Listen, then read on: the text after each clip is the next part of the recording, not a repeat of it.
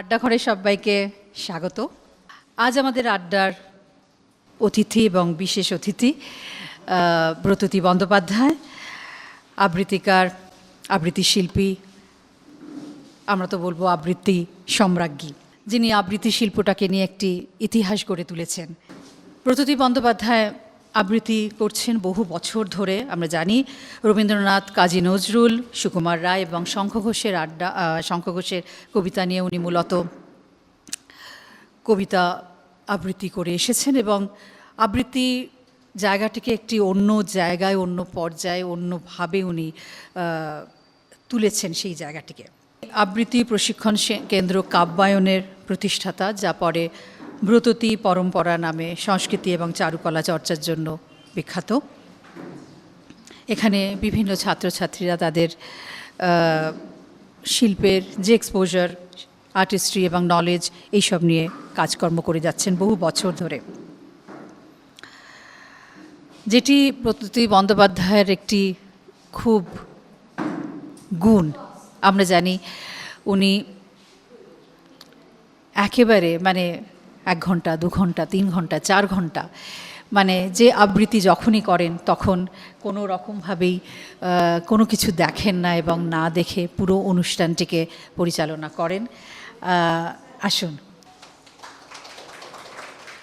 আর কিছু বাকি রয়েছে, আমি একটু বলি। বিভিন্ন অ্যালবাম যেটা উনি করেছেন, তার মধ্যে চিরসখা, হেপ হেপ হুরে, ফাগুন হাওয়া, প্রেমের বাদল নামিল, ব্রততী বন্দ্যোপাধ্যায়ের কবিতা সংগ্রহ 1 থেকে 6 খণ্ড, আমি সেই মেয়ে, তোমার আধার তোমার আলো ইত্যাদি। উনি একটি ফিল্মে অভিনয়ও করেছেন, রঙিন গোধূলি, তাই তো? বিভিন্ন আজ ওনার আবৃত্তি চর্চা নিয়ে অনেক অনেক বই লিখেছেন, যে বইগুলি খুবই কাজের, যারা আবৃত্তি নিয়ে কাজ করেন। আবৃত্তি চর্চার দিনলিপি, কবিতার পাঠশালা, শুধু আবৃত্তির জন্য ব্রততী এবং ছোটদের জন্য ব্রততী, আবৃত্তির জন্য রবীন্দ্রনাথ, আবৃত্তির আলাপ থেকে। আজকে আর সময় নষ্ট নয়, আড্ডা ব্রততী বন্দ্যোপাধ্যায়ের সাথে। সকলকেই শুভ সন্ধ্যা। আড্ডা তো অমায়িক হয়, তো মাইকের সামনে আড্ডা আজকে, এবং আড্ডা সকলেই তাতে অংশ নেবে। আজকের এই যে আড্ডার আয়োজন, আমি মধুচন্দাকে আমার কৃতজ্ঞতা জানাই। মায়া আর্ট স্পেসে কিছুদিন আগে হঠাৎ ফেসবুকে দেখলাম যে শীর্ষেন্দুদার এখানে এসেছিলেন। আমি আগে এতটা এই বিষয়টা নিয়ে জানতাম না। তখন আমার ইন্টারেস্ট থেকে আমি ওদের পেজে ঢুকলাম এবং দেখলাম যে অনেকেই আসেন এখানে, বিশিষ্টজন আসছেন, তাদের কিছু অভিজ্ঞতা হয়তো এই আড্ডার মধ্যে দিয়ে ভাগ করে নেওয়া হয়। এই ধরনের সেশনই হয় এবং ইতিমধ্যে এটা খুব জনপ্রিয় হয়েছে বলে জেনেছি। একদম ছোটবেলা থেকে যদি শুরু করি, ছোটবেলায়, এটা আমি অনেক ইন্টারভিউতেই বলেছি, যে ছন্দ, ছড়া এইসবের প্রতি একটা সময় অবধি আমি দেখেছি অনেক বাচ্চারা, এখন যেমন বাবা মারা মোবাইল দেখিয়ে দেখিয়ে তাদের খাওয়ান বা তাদের চুপ করান, একটা বাচ্চাকে কন্ট্রোল করেন, সেটা সবসময় মোবাইল ওরিয়েন্টেড। তো আমরা যখন বড় হয়েছি, বাবা মারা সেই কখনো ছড়ার গান বা ছড়া এইসব বলে বলে কিন্তু আমাদের দুষ্টুমিগুলোকে শান্ত করেছেন। আমি যেটা বড় হয়ে জেনেছি, যে বাবা বা মা আমাকে যখন কোনো ছড়া পড়ে শোনাতেন, তখন আমি চুপ করে সেটা শুনতাম। খুব ছোটোবেলা থেকেই ওই বিষয়টার প্রতি আমার একটা ইন্টারেস্ট বাবা মা এইভাবে লক্ষ্য করেছিলেন। এমনিতে আমি কখনোই খুব দুষ্টু ছিলাম না। আমি যে খুব কান্নাকাটি করতাম, খুব দুষ্টুমি করতাম, এরম জেনেছি। মোটামুটি ছোটোবেলা থেকেই আমি বাধ্য।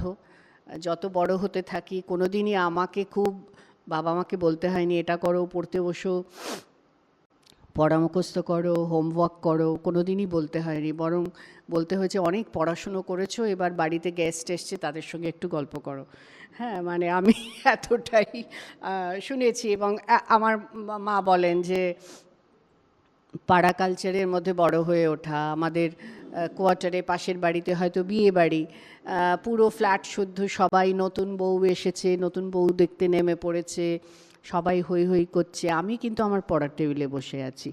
তো এটা নিয়ে সবাই আমার মাকে বলতো, বাবা মায়াদি আপনার কি ভাগ্য, আপনার ছেলে আর মেয়ে দুজনেই এত মানে পারফেক্ট, এত কিছুর মধ্যে কোনো কিছুতে তারা নেই, তারা গিয়ে পড়াশুনো করছে। মানে এটা কিন্তু আমার সত্যি কথা, আমার ভাইও সেই রকমই ছিল।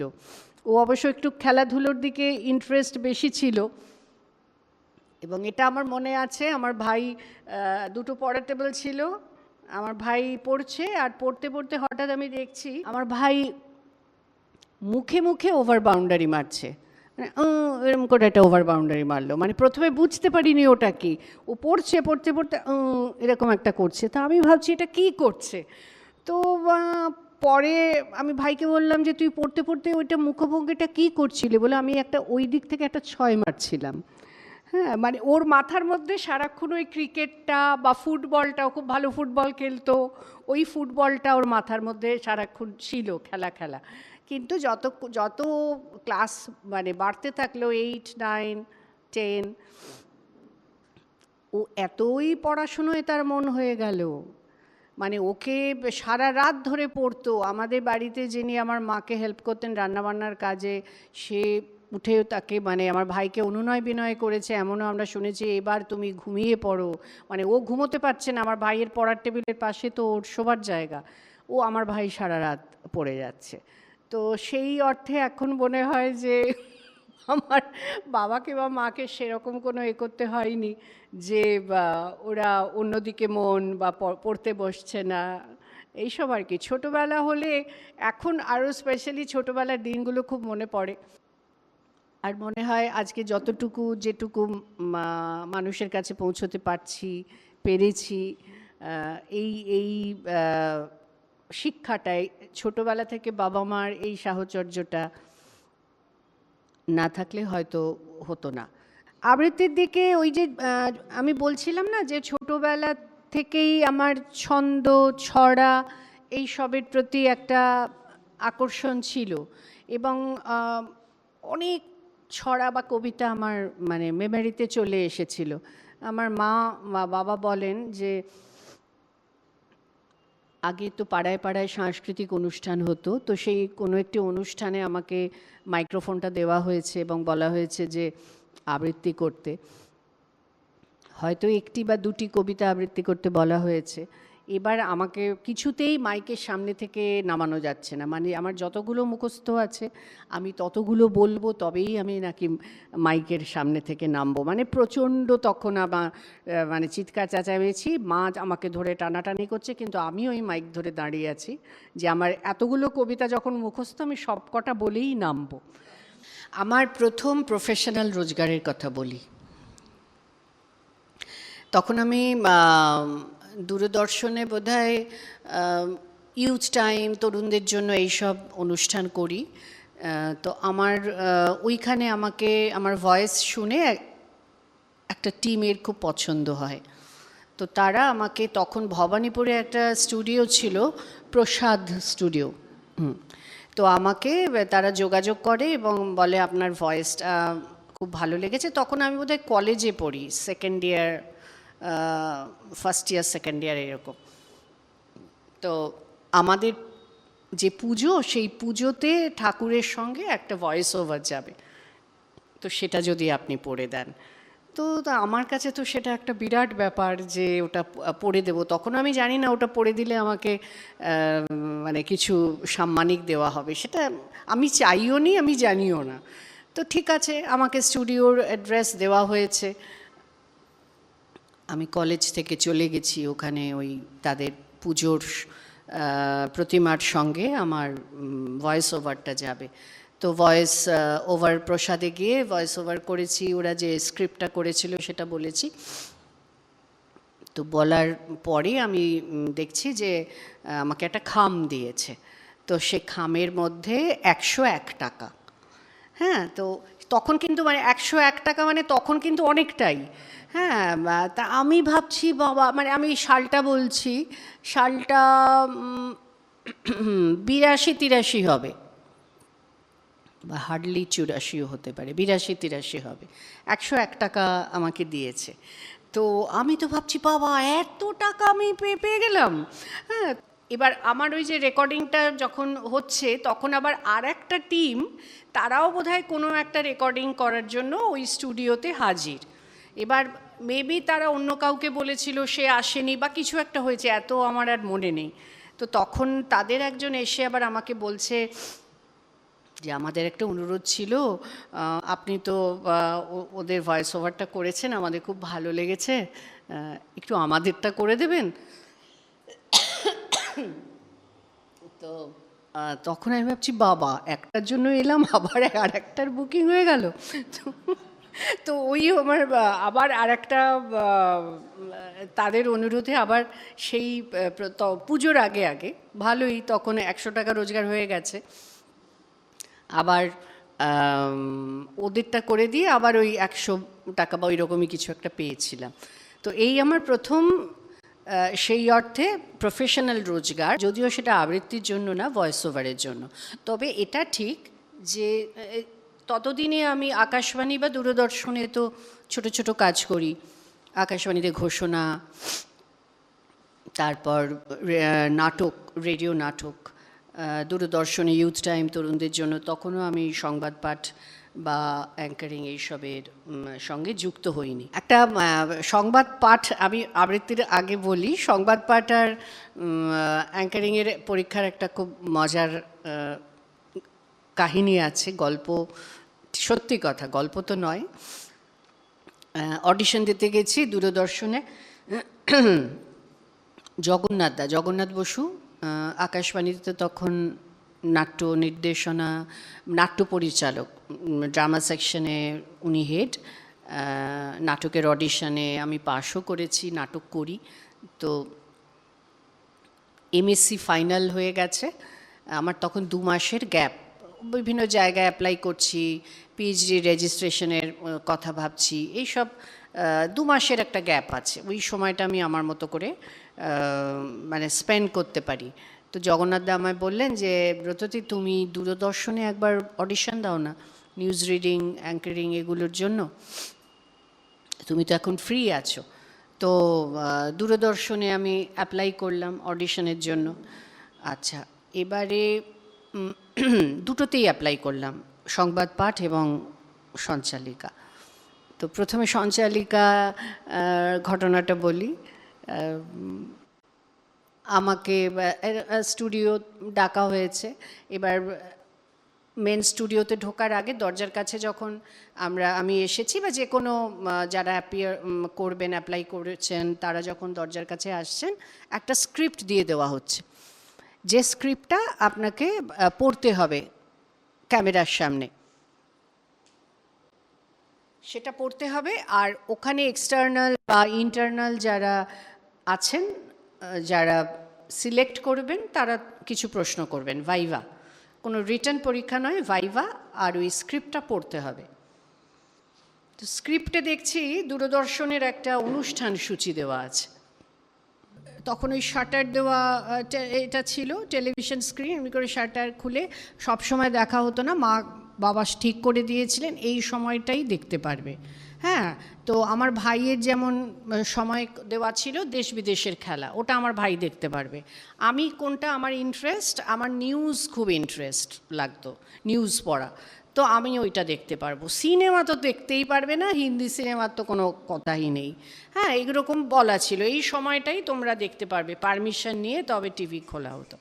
তো আমি ওই দেখতাম, শাশ্বতী দি, চৈতালি দি, নমস্কার, কলকাতা দূরদর্শন, অনুষ্ঠান শুরু হচ্ছে ব্যান্ড এক চ্যানেল 4-এ, এরকম রোজ বলে বলে শুরু করতো না স্বপন। তো ওইটা শুনে শুনে আমার তো মুখস্থ হয়ে গেছে। আমি আবার আয়নার সামনে এমনি নিজে থেকেই, কোনো যে ইচ্ছে কখনো যে করবো এরম না, ওই শাশ্বতী দি, চৈতালি দি যেরকম করে বলতেন, আমি আবার আয়নার সামনে ওইভাবে নিজে নিজে বলতাম। হ্যাঁ, এটা এমনি নিজে থেকেই, যে আমি অডিশন দেবো বলে কিছু নয়, আমার ভালো লাগতো, আমি ঠিক ওইরকম করে বলতাম। ও মা অডিশন দেব, অনেক পরে যখন অডিশন দেব বলে গেছি, সেটা এটা তো শুরুর দিকের কথা বলছি। আমি যখন অডিশন দেব বলে গেছি, আমি দেখছি স্ক্রিপ্ট যেটা দিয়েছে ওই তো শুরুতে ওই ওপেনিং অ্যানাউন্সমেন্টটাই দিয়েছে, ওটা তো আমার মুখস্থ, ঠিক আছে। এইবারে যে যে অনুষ্ঠানগুলো দিয়েছে সেগুলোও আমি জানি। এই সময় ক্লোজ আপ, এই সময় দেশ বিদেশের খেলা, এই সময় নিউজ দিয়ে একটা অনুষ্ঠানের পরপর পরপর চার্ট দিয়েছে। এবার আমি জাস্ট ওটা দেখে নিলাম, 7টায় এটা, 6:30টায় এটা, এইখানে সাহিত্য সংস্কৃতি এই, হ্যাঁ, দিয়ে ট্রান্সলেশন শেষ হচ্ছে পুরোটাই। মানে জাস্ট আমার পড়ার সময় ছিল 3 মিনিট, 2-3 মিনিট, 4 মিনিট, তারপরেই ওই ফ্লোরের মধ্যে আমাকে ঢুকিয়ে দেবে। তো আমি ফ্লোরের মধ্যে ঢুকে গেলাম, এরকম ক্যামেরা নিয়ে বসে আছেন একজন, আমাকে এরকম একটা ঠিক এইরকমই চেয়ার দেওয়া হলো, সামনে এরকম ক্যামেরা। তো আমি তো পুরোটাই না দেখে বলে দিলাম। এইবারে আমি পুরো স্ক্রিপ্টটা না দেখে বলার পর দেখছি আমাকে আর কিছু বলছে না। তখন আমাকে যিনি ফ্লোর ম্যানেজার ছিলেন উনি বললেন যে আর একটা স্ক্রিপ্ট আমাকে দেওয়া হলো। পরে আমি শুনেছিলাম ওরা ভেবেছিল কোনোভাবে যে কোশ্চেন পেপার আউট হয়ে গেছে, কেননা আর তো কেউ না দেখে বলতে পারেননি। আমি তো ওটা একদম না দেখে যেন আমি রেগুলার অ্যানাউন্সার ওইভাবে বলে দিয়েছি। তো ওরা ভেবেছে নিশ্চয়ই কোনোভাবে ওটা ব্রততী কাছে স্ক্রিপ্টটা আগে পৌঁছে গেছে। এবারে আবার একটা স্ক্রিপ্ট দিয়েছে, আবারও আমাকে 2-3 মিনিট ওইখানেই সময় দিয়েছে এবং আমি ওটা আবারও না দেখে বলে দিয়েছি। হ্যাঁ, তো এবারে ওরা বুঝেছে যে ওটা আমি ঠিকই স্মৃতিতে নিয়ে ওই জাস্ট বুদ্ধিটা অ্যাপ্লাই করে পরপর অনুষ্ঠানগুলো মাথার মধ্যে নিয়ে বলে দিয়েছি। ওটাও না দেখে বলেছি না, কারণ না দেখে বলাটা একটা ক্রেডিট ছিল। তখন তো টেলিপ্রম্পটার বা অটো কিউ এগুলো আসেনি, যে অ্যানাউন্সমেন্ট করতে গেলে নিউজ আমরা এইভাবে পড়তাম, কিন্তু অ্যানাউন্সমেন্টটা না দেখে বললেই অনেক বেটার কমিউনিকেশন হয়। এবারে দেখছি একটা ভয়েস আমাকে ভেতর থেকে বলছেন যে আপনার নিজের সম্পর্কে কিছু বলুন। এইবার আমি বুঝতে পারলাম এটা আমার কাছে একটা মানে এখনও আমার ভাবতে কীরকম লাগে যে ওই ভয়েসটি ছিল বসন্ত চৌধুরীর।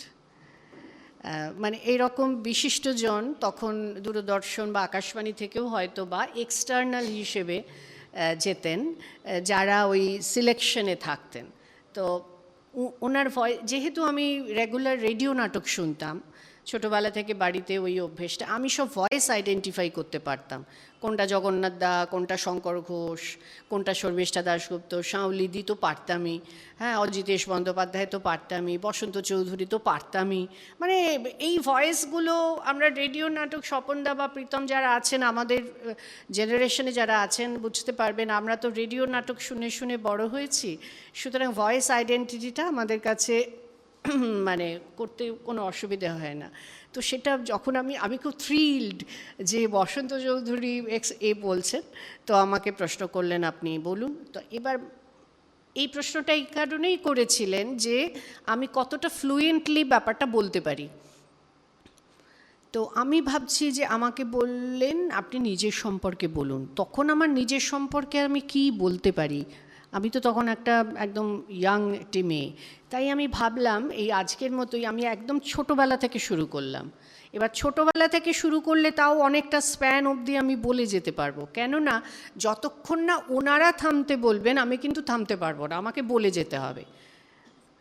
আমি কন্টিনিউয়াস কতটা বলে যেতে পারছি সেইটাই টেস্ট করা হবে আর কি।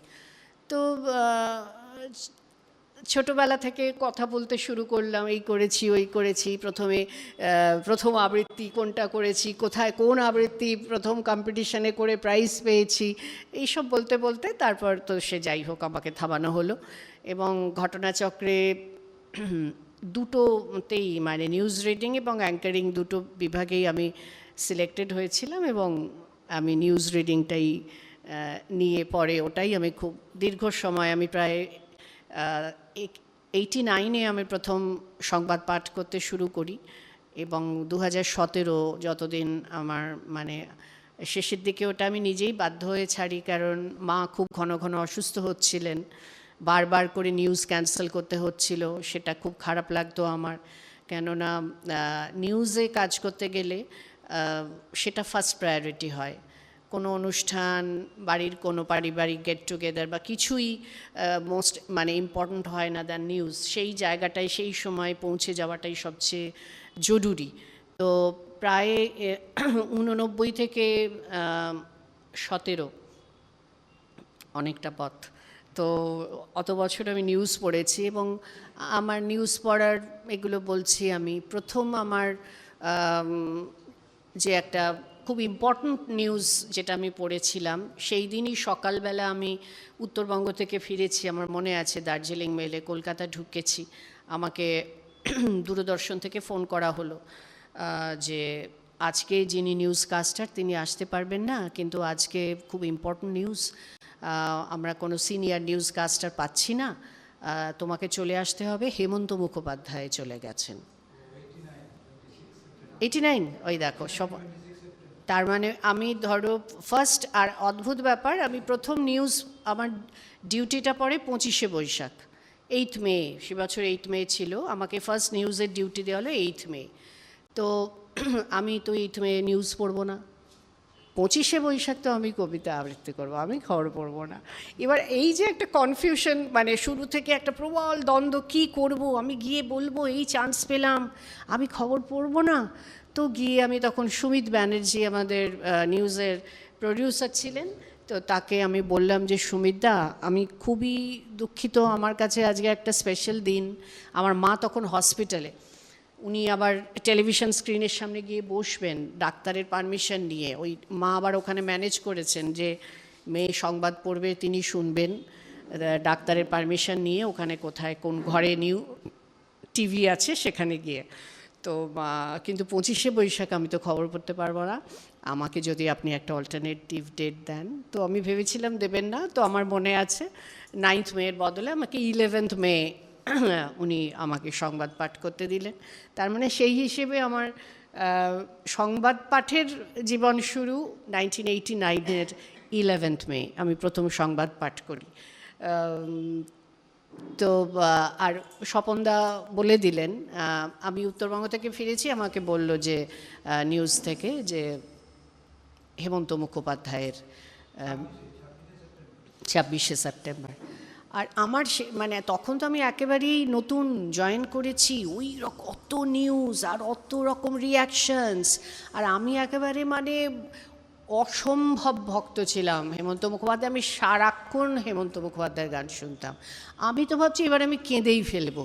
আমি যখন দেখছি মনিটরে ওনার প্রসেশন যাচ্ছে, সবাই ওর মানে ওই এরা তোমার আমার মানে সমস্ত গানগুলো বাজছে, আর আমি ওইখানে প্রায় আমি চেয়ারটা ধরে হয়ে আছি, আমি আবার যেন আমার চোখ দিয়ে জল না পড়ে যায়। মানে এই যে পরে অনেক বড় বড় সংবাদ পড়েছি, কিন্তু এই যে ফার্স্ট টাইম জয়েন করার পরই আমাকে এই কাজটা দেওয়া হয়েছিল, এবং ঈশ্বরের আশীর্বাদে ওটা আমি ঠিকই পড়েছিলাম, কিন্তু আমার খুবই কষ্ট হয়েছিল। তো পরে বুঝেছি যে এই প্রফেশনটায় থাকতে গেলে, এবং তখন আমাদের যেভাবে নিউজ পড়তে বলা হতো এখনকার চেয়ে সেই স্টাইলটা বা সেই মেন্টালিটিটা সম্পূর্ণ ডিফারেন্ট। তখন বলা হতো যে যিনি নিউজ কাস্টার হবেন তিনি খুব ইনডিফারেন্ট ওয়েতে, খুব নির্লিপ্তভাবে তিনি সংবাদ পড়বেন, তার মধ্যে কোনো নাটকীয়তা থাকবে না।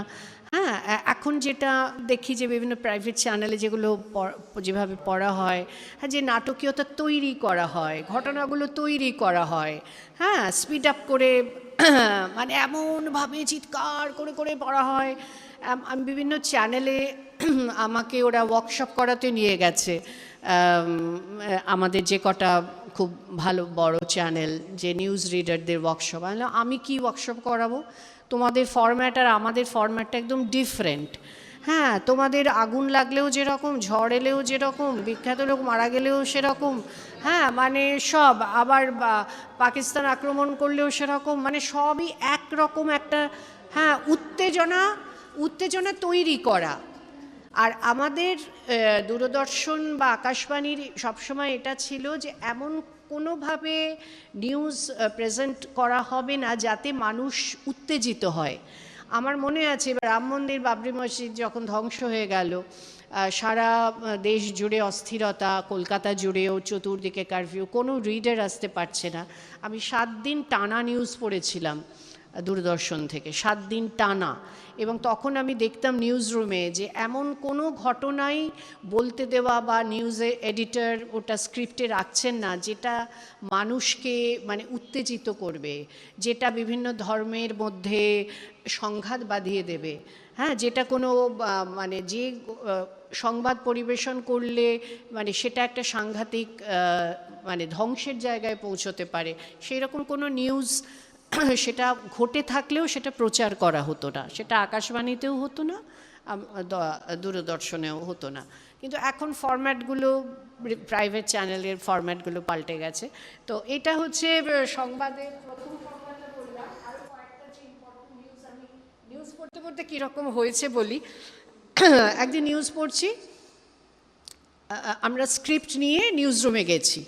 এবারে আমি ডেস্কে বসেছি, আমি শুরু করব, নমস্কার আজকের বিশেষ বিশেষ খবর হলো, এইভাবে তো শুরু করব। আমি ধরো প্রথমে 4-6টা হেডলাইন আমি দেখে গেছি, ওটা টেলিপ্রম্পটারের সামনে চলে আসবে যে যখন আমি পড়ব। আমি শুরু করেছি, নমস্কার আজকের বিশেষ বিশেষ খবর হলো, দেখছি হেডলাইনগুলো সব পাল্টে গেছে। তা just fraction of A second আমি ভাবছি এক্ষুনি তো জাস্ট টেবিলে সিঁড়ি দিয়ে ওঠার সময় একটা এই নিউজটা, এটা কি ঠিক দেখছি, এটা আমি এটা পড়বো, মানে এটা কি পড়া উচিত, আমি বুঝতেই পারছি না। মানে ফ্র্যাকশন অফ এ সেকেন্ড আমাকে ডিসিশন নিতে হচ্ছে, কেননা ফার্স্ট হেডলাইন হচ্ছে বেনজির ভুট্টো প্রয়াত। তার তো বিন্দুমাত্র আগে অবধি তো এগুলো কিছু জানা ছিল না। এবং যেই বেনজির ভুট্টো প্রয়াত, মানে ওই যে অনেকের মনে থাকবে যারা আমাদের সময় তাকে কোথায় একটা করা হলো না, সেটা তো একেবারেই হঠাৎ করে একটা ঘটে যাওয়া ঘটনা। এবং ওই ফার্স্ট হেডলাইন চেঞ্জ হওয়ার পর সেকেন্ড, থার্ড, ফোর্থ সব কটা হেডলাইন চেঞ্জ হয়ে গেছে। এবার আমি ভাবছি কেউ আবার ভুল করে কিছু লিখলো না তো, মানে কখন ওগুলো ভেবেছি জানি না, মাথার মধ্যে সব কিন্তু ঘুরছে যে এই একটা খবর। আর তখন তো একটা সংবাদ, মানে এইসব এত প্রাইভেট চ্যানেলের তো কিছুই নেই, মানে ওই খবরটাই তো বিদ্যুতের মতো মানে মানে লক্ষ লক্ষ মানুষের মধ্যে ছড়িয়ে যাবে, এতটাই দায়িত্ব নিয়ে পড়তে হচ্ছে। আর ফার্স্ট হেডলাইন ওটা বেনজির ভুট্টো। তো যাই হোক, তো সেটাই পড়েছিলাম। আর ভুল হলে কিন্তু সব দোষ আমাদের ঘাড়েই দেওয়া হতো, তখন কিন্তু আর অন্য কে কী ভুল করেছে সেটা না, কেননা তোমার মধ্যে দিয়েই সংবাদটা শ্রোতার কাছে বা দর্শকের কাছে পৌঁছচ্ছে, ইউ আর দ্য রেসপন্সিবল। কিন্তু এটা তো যদি ভুলই হতো তাহলে বোঝো এটা কি সাংঘাতিক একটা ব্যাপার। আমি এই যে আমার 89, তার মানে কত হলো, 90, 28 বছর, আচ্ছা।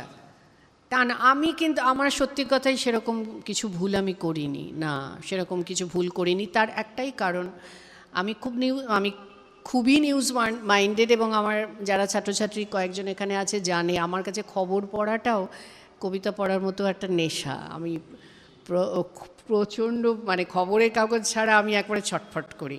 অনেক সময় কোভিডের সময় সবাই দেখতাম অনেকে খবরের কাগজ নেওয়া বন্ধ করে দিল। তা আমার বাড়িতে যিনি আমার টেক কেয়ার করেন উনি আবার পুরো খবরের কাগজটা স্যানিটাইজ করে, হ্যাঁ, সেটা অদ্ভুত দৃশ্য হতো। পুরোটা এমনি করে দেখছি, অর্ধেক স্যানিটাইজার তো ওখানে শেষ হয়ে যাবে, পরে সেটা আবার রোদে শুকিয়ে একটা মরমর করতে করতে খবরটা আমার কাছে আসতো। আমি তারপর বলেছি যা হয় হোক, তুই আর কিগুলো করবি না। খবরের কাগজ আমার কাছে কোভিডের সময়ও এসেছে। তো ওটা পড়াটা আমার একটা নেশা, ওই কবিতা পড়ার নেশার মতোই। তো ওটা আমি যে কারণে আমার মানে আমি যখন নিউজও পড়তে গেছি আমি কিন্তু খুব হোমওয়ার্ক করে যাই। মানে আমি জানি এই ঘটনাটার ফলো আপস আসতে পারে, বা এখানে আজকে এই ঘটেছে, খেলার খবরে এইটা হয়েছিল, এর ফলো আপসটা আসবে, এখানে ভূমিকম্প হয়েছে, ভূমিকম্পে এতজন হয়ে গেছে, আরও কিছুটা বাড়তে পারে, মনে বা পুরো স্কেচটা আমার মাথায় থাকে, যে কারণে আমার ভুলটা কমই হয়েছে। আমার কয়েকটা মনে রাখার মতো নিউজের, একটা তো বেনজির ভুট্টোটা বললাম, হেমন্ত মুখোপাধ্যায় বললাম। আমার নিউজে ওখানে কাজ করতো আমারই বন্ধু স্নেহা শিশুর। তো ও বলতো যখনই এই কোনো ডেথ নিউজ বা কোনো খারাপ নিউজ হলেই ব্রততীর ডাক পড়ে। তো সত্যজিৎ রায়ের চলে গেলেন যখন, সেদিনের ঘটনা মনে পড়েছিলাম আমি। হেমন্ত মুখোপাধ্যায় তো বললাম, বেনজির ভুট্টো, রাম মন্দির, বাবরি মসজিদ, সুনীল গঙ্গোপাধ্যায়, হ্যাঁ শক্তি চট্টোপাধ্যায়, শক্তিদার রবীন্দ্র সদনের সামনে শক্তিদাকে শোয়ানো আছে, খবরটা পেয়েছি সকালবেলা। ভাবছি যে যাব, আমার তো নিউজ রুম, আমার সেদিন ডিউটিটাই ছিল, তা আমি ভাবছি আবার নিউজ রুমে পৌঁছতে পারবো, 4টের মধ্যে নিউজ রুমে ঢুকতে হতো, 5টায় সংক্ষিপ্ত সংবাদ ছিল আর তারপরে মেন নিউজ। রবীন্দ্র সদনে শক্তিদার ওখানে, শক্তিদাকে শেষ দেখা দেখে মনে পড়ে সেটা,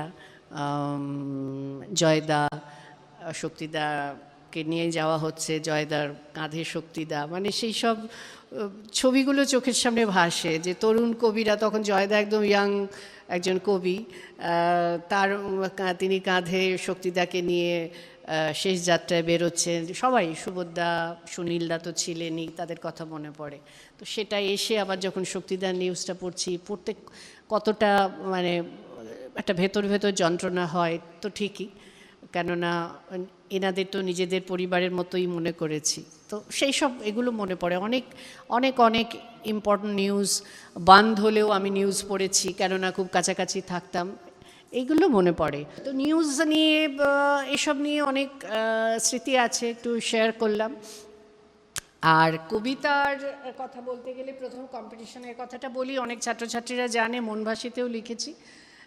প্রথম দিন আবৃত্তি প্রতিযোগিতা, আমার বোধহয় যে কবিতাটা ছিল, সেকেন্ডটা মনে আছে, যে কবিতাটা ছিল, আমরা অনেকে ওই কম্পিটিশনে পাড়াতে নাম দিয়েছিলাম। তো সকালবেলা ওই একতলার আবার আমাদের ফ্ল্যাট ছিল, তার একতলার ফ্ল্যাটে ওই জাল দেওয়া থাকতো নিচের গ্রাউন্ড ফ্লোরের বারান্দাগুলো। দেখছি যে আমার বন্ধু ওখান থেকে যাচ্ছে, পিকলু। তো পিকলু আমাকে বলছে, আরে হ্যাঁ রুমা, আমার ডাকনাম, রুমা আজকে তুই কম্পিটিশনে যাচ্ছিস তো? হ্যাঁ যাচ্ছি। বললো, আচ্ছা তুই ভাব শিখেছিস? তা আমি আবার ভাবছি, ভাব কি শিখেছি, কি জানি ভাব শিখেছি কি না তো জানি না। ব্যাস, তাহলে পিকলু ভাব শিখে গেল, আমি তো শুধু মুখস্থ করেছি, আমি তো ভাব শিখেছি কি না। হ্যাঁ, তখন আর পিকলুর কথার কোনো উত্তর দিইনি। তারপর গিয়ে স্ট্রেট মার কাছে, হ্যাঁ আমাকে তুমি কবিতা এটা করে আজ কম্পিটিশন, আজ তো আমায় ভাব শেখাওনি। হ্যাঁ, মানে এই নিয়ে সেটা মনে আছে যে ভাব শেখার কথা। তো পরে এখন ওই দিনটা যখন মনে পড়ে ভাবি যে এই ভাবটাই তো আসল, কবিতাই হোক, গানই হোক, ছবি আঁকাই হোক, মনটা যদি না বাজে সেই সুরে, ভাবটা যদি না আসে, তাহলে তো কিছুই হবে না, কোনো কাজই হবে না। তো সেই ভাব শিখেছি কিনা সেই নিয়ে আমার খুব সংশয় ছিল একদম প্রথম ছোটোবেলায়। এবারে কম্পিটিশনের কথা বলি, তারপরে না, এটা কম্পিটিশান না, তারপরে পাড়াতে পুজোর আগে শরৎ কবিতাটা বলবো। এসেছে শরৎ, হিমের পরশ লেগেছে হাওয়ার পরে, তো তুলির বাবা মা করে দিয়েছেন, 3-4 হবে। তো মা বলেছেন খুব ধরে ধরে, অত তাড়াহুড়ো করবে না, ধরে ধরে সুন্দর করে শরতের প্রকৃতির ছবিটা যাতে আসে সেইভাবে বলবে। এবার এইটা মার কথাটা কানের মাথার মধ্যে ঢুকে গেছে, সে আমি এতই ধীরে ধীরে বলেছি, এতই ধীরে ধীরে বলেছি যে আমার মা পরে এসে বলছেন যে তুমি এমনভাবে বললে যেন কবিতাটা মনে হচ্ছিল শেষই হবে না। আচ্ছা, এর পরের অভিজ্ঞতা এবার তো মাথার মধ্যে ঢুকলো যে ঠিক আমি খুব ধীরে ধীরে বলেছি। এর পরে যেখানে বলেছি সেখানে আবার এত তাড়াতাড়ি বলে ফেলেছি যে কিছু বোঝাই যায়নি। তো পরে আবার সেগুলো যখন মনে করি যে এটাও একটা কিন্তু খুব গুরুত্বপূর্ণ। কোনগুলো? এই আমি না এটা যে আমি কার কাছে শিখেছি আমি নিজেই জানি না। এটা আমার মা খুব ভালো গান গাইতেন, মা দক্ষিণীতে গান শিখতেন। হ্যাঁ, শুভগোটা মা ঋতুদি এক ব্যাচ। হ্যাঁ, এবার মা একবার ঘর পরিষ্কার করছিলেন, তো ঘর পরিষ্কার করতে করতে ঝুলটুলের মধ্যে থেকে আমি দেখলাম দক্ষিণীর কতগুলো মার্কশিট, এবং সেই মার্কশিটে আমি দেখলাম মা মারাত্মক সব নম্বর পেয়েছে। মানে মা ওখানে ফার্স্ট সেকেন্ড থার্ডের মধ্যে হতেন, বাইরে গেছেন, ঋতুদির সঙ্গে গান করেছেন, কিন্তু পরবর্তী সময় সংসার মধ্যে ঢুকে গিয়ে মা আর কিছু করতে পারেননি। তো মা আমাকে পরে বলেছেন যেদিন মার বিয়ের দিন সেদিন মার কাছে একটা অফার লেটার এসছে যে ব্যাংকের চাকরি। তো মা মানে দুটোর একটা এইরকম একটা পরিস্থিতি যে হয় তোমাকে বিয়ে করতে হবে, না হলে তোমাকে ব্যাংকের সার্ভিসটা নিতে হবে। হ্যাঁ, তো তখন আমি মাকে পরে বলেছিলাম তুমি বিয়ে করলে, আমি হলে তো ব্যাংকের সার্ভিসটাই নিতাম। হ্যাঁ, এইরকম আর কি। তো মা মা আর আমার বাবা ইন্ডিয়ান এয়ারফোর্সে কাজ করতেন, আমার বাবা যোদ্ধা ছিলেন। তো এটা কিন্তু আমার কাছে একটা খুব গর্বের, কেননা জীবনে অনেক বড় বড় যুদ্ধ আমাকে ফেস করতে হয়েছে এবং অবলীলায় আমি এগুলো ফেস করতে পেরেছি বা পারি। হ্যাঁ, তো আমার মনে হয় এই যে মানসিকতা, এই যে যার যোদ্ধা মানসিকতা, লড়াই করার মানসিকতা, এটা বাবার কাছ থেকে আমি ইনহেরিট করেছি। আর মা আর বাবা দুজনেই অসম্ভব রাবীন্দ্রিক ছিলেন। আমি ছোটোবেলা থেকে বাড়িতে চারপাশে যে বই দেখেছি, বেদ উপনিষদ থেকে শুরু করে ইংরেজি সাহিত্য, বাংলা সাহিত্য, মানে বাবার তো বই কেনার নেশা ছিল। বাবা যেখানে যেতেন বই কিনতেন, আর মার সাথে খুব ঝগড়া হতো, পার্সেল বই আসতো। হ্যাঁ, সংস্কৃত সমস্ত ভাষার বই ছিল। তো আমি বুঝি না বুঝি সেই বই পড়েছি। অনেক বই হয়তো বাবা বলতেন তুমি এখন এগুলো পড়ে কিছু বুঝতে পারবে না, কিন্তু সেই বইটা আমি পড়তাম। তো আমার এই যে প্যাশনটা সাহিত্যের প্রতি, সংস্কৃতির প্রতি, এটা আমি বাবা মার থেকেই পেয়েছি। বাড়িতে সারাক্ষণ শ্যামা, চিত্রাঙ্গদা এইসব বাজছে, দেবদুলাল বন্দ্যোপাধ্যায়, কাজী সব্যসাচী, সৌম্যমিত্র, মধুবংশীর গলি বাড়িতে সারাক্ষণ বাজছে। সেই শুনতে শুনতে মা রান্না করছেন, বাবা কাজ করছেন, তো শুনে শুনে সব আমার মুখস্থ হয়ে যাচ্ছে। ক্লাস 5-6-এ মধুবংশীর গলি মুখস্থ হয়ে গেছে, লীলা সঙ্গিনী মুখস্থ হয়ে গেছে। হ্যাঁ, এগুলো নিজে নিজেই আয়নার সামনে দাঁড়িয়ে দাঁড়িয়ে বলতাম। এমন নয় যে, হ্যাঁ, আবার বাড়িতে কেউ এলে বাবা, আমি হয়তো তেড়ে ফুড়ে লীলা সঙ্গিনী বলতে গেলাম, বাবা বললেন ওই কবিতাটা একদম এখন তোমার বলার নয়, তুমি বীর পুরুষ লুকোচুরি এইসব বলো। কিন্তু আমার তো লীলা সঙ্গিনীটা মুখস্থ, ওটাই তো আমার বলতে ভালো লাগছে। হ্যাঁ, দুয়ারে বাহিরে যেমনই জাহিরে মনে হলো যেন চিনি, কিন্তু সেটা তো একটা ক্লাস 5-6-এর মেয়ের মুখে ভালো লাগার কথা নয়। কিন্তু আমার তো একটা বড় বড় মানে মনে হচ্ছে যে এটা আমি বলতে পারি। তো সেইভাবেই আমার মধুবংশীর গলি, বিদ্রোহী সব ছোটোবেলা থেকেই মুখস্থ, কেননা ওই সারাক্ষণ শোনা। তো সেটাই আমিও আমার ছাত্রছাত্রীদের এখন এটাই বলি। অনেকে বলেন যে এত মেমোরিতে থাকে কি করে, কেননা শুনতে হবে, পড়তে হবে আর শুনতে হবে, এই দুটো যদি ইকুয়ালি চলতে থাকে তাহলে তোমার মন, মনন, তোমার কান সব কিছুই তৈরি হয়ে যাবে। তো এটা তো আমি ফ্যামিলি বাড়ি থেকেই ইনহেরিট করেছি। আর যেটা বলতে যাচ্ছিলাম, ওই প্রথমবার খুব ধীরে ধীরে বলেছি, দ্বিতীয়বার খুব তাড়াতাড়ি বলেছি, তারপর থেকে আমি ঠিকঠাক ট্র্যাকে এসেছি আর কি, রাইট ট্র্যাকে, ঠিক, হ্যাঁ, ঠিকঠাক লয়ে। আর আরেকজনের কথা না বললেই নয়, বাবার কথা আরেকবার বলি, কারণ বাবা আমাকে কবিতাগুলো ছবি এঁকে বোঝাতেন। এটা আমি অনেক ইন্টারভিউতে বলেছি।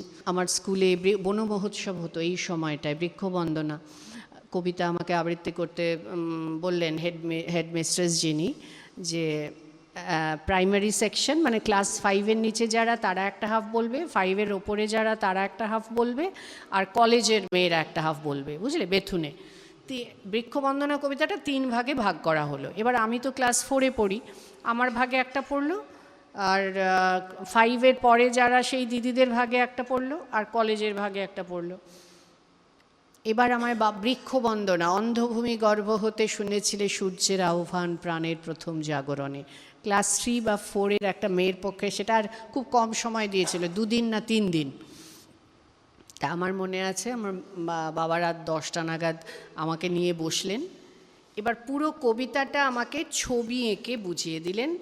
যখন বাবার বোঝানো শেষ হলো রাত 3টে বাজে, মানে রাত 3টে না, ভোর 4টে, ভোরবেলা হয়ে গেছে।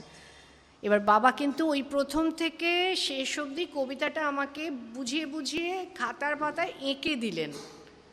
আর অদ্ভুত ব্যাপার, ওই 4টের পর যে মাও জেগেছে, বাবাও জেগে মাও জেগে, কি না মেয়ে বৃক্ষবন্দনা মুখস্থ করছে, সেটা বেথুনের বনমহোৎসবে বলতে হবে।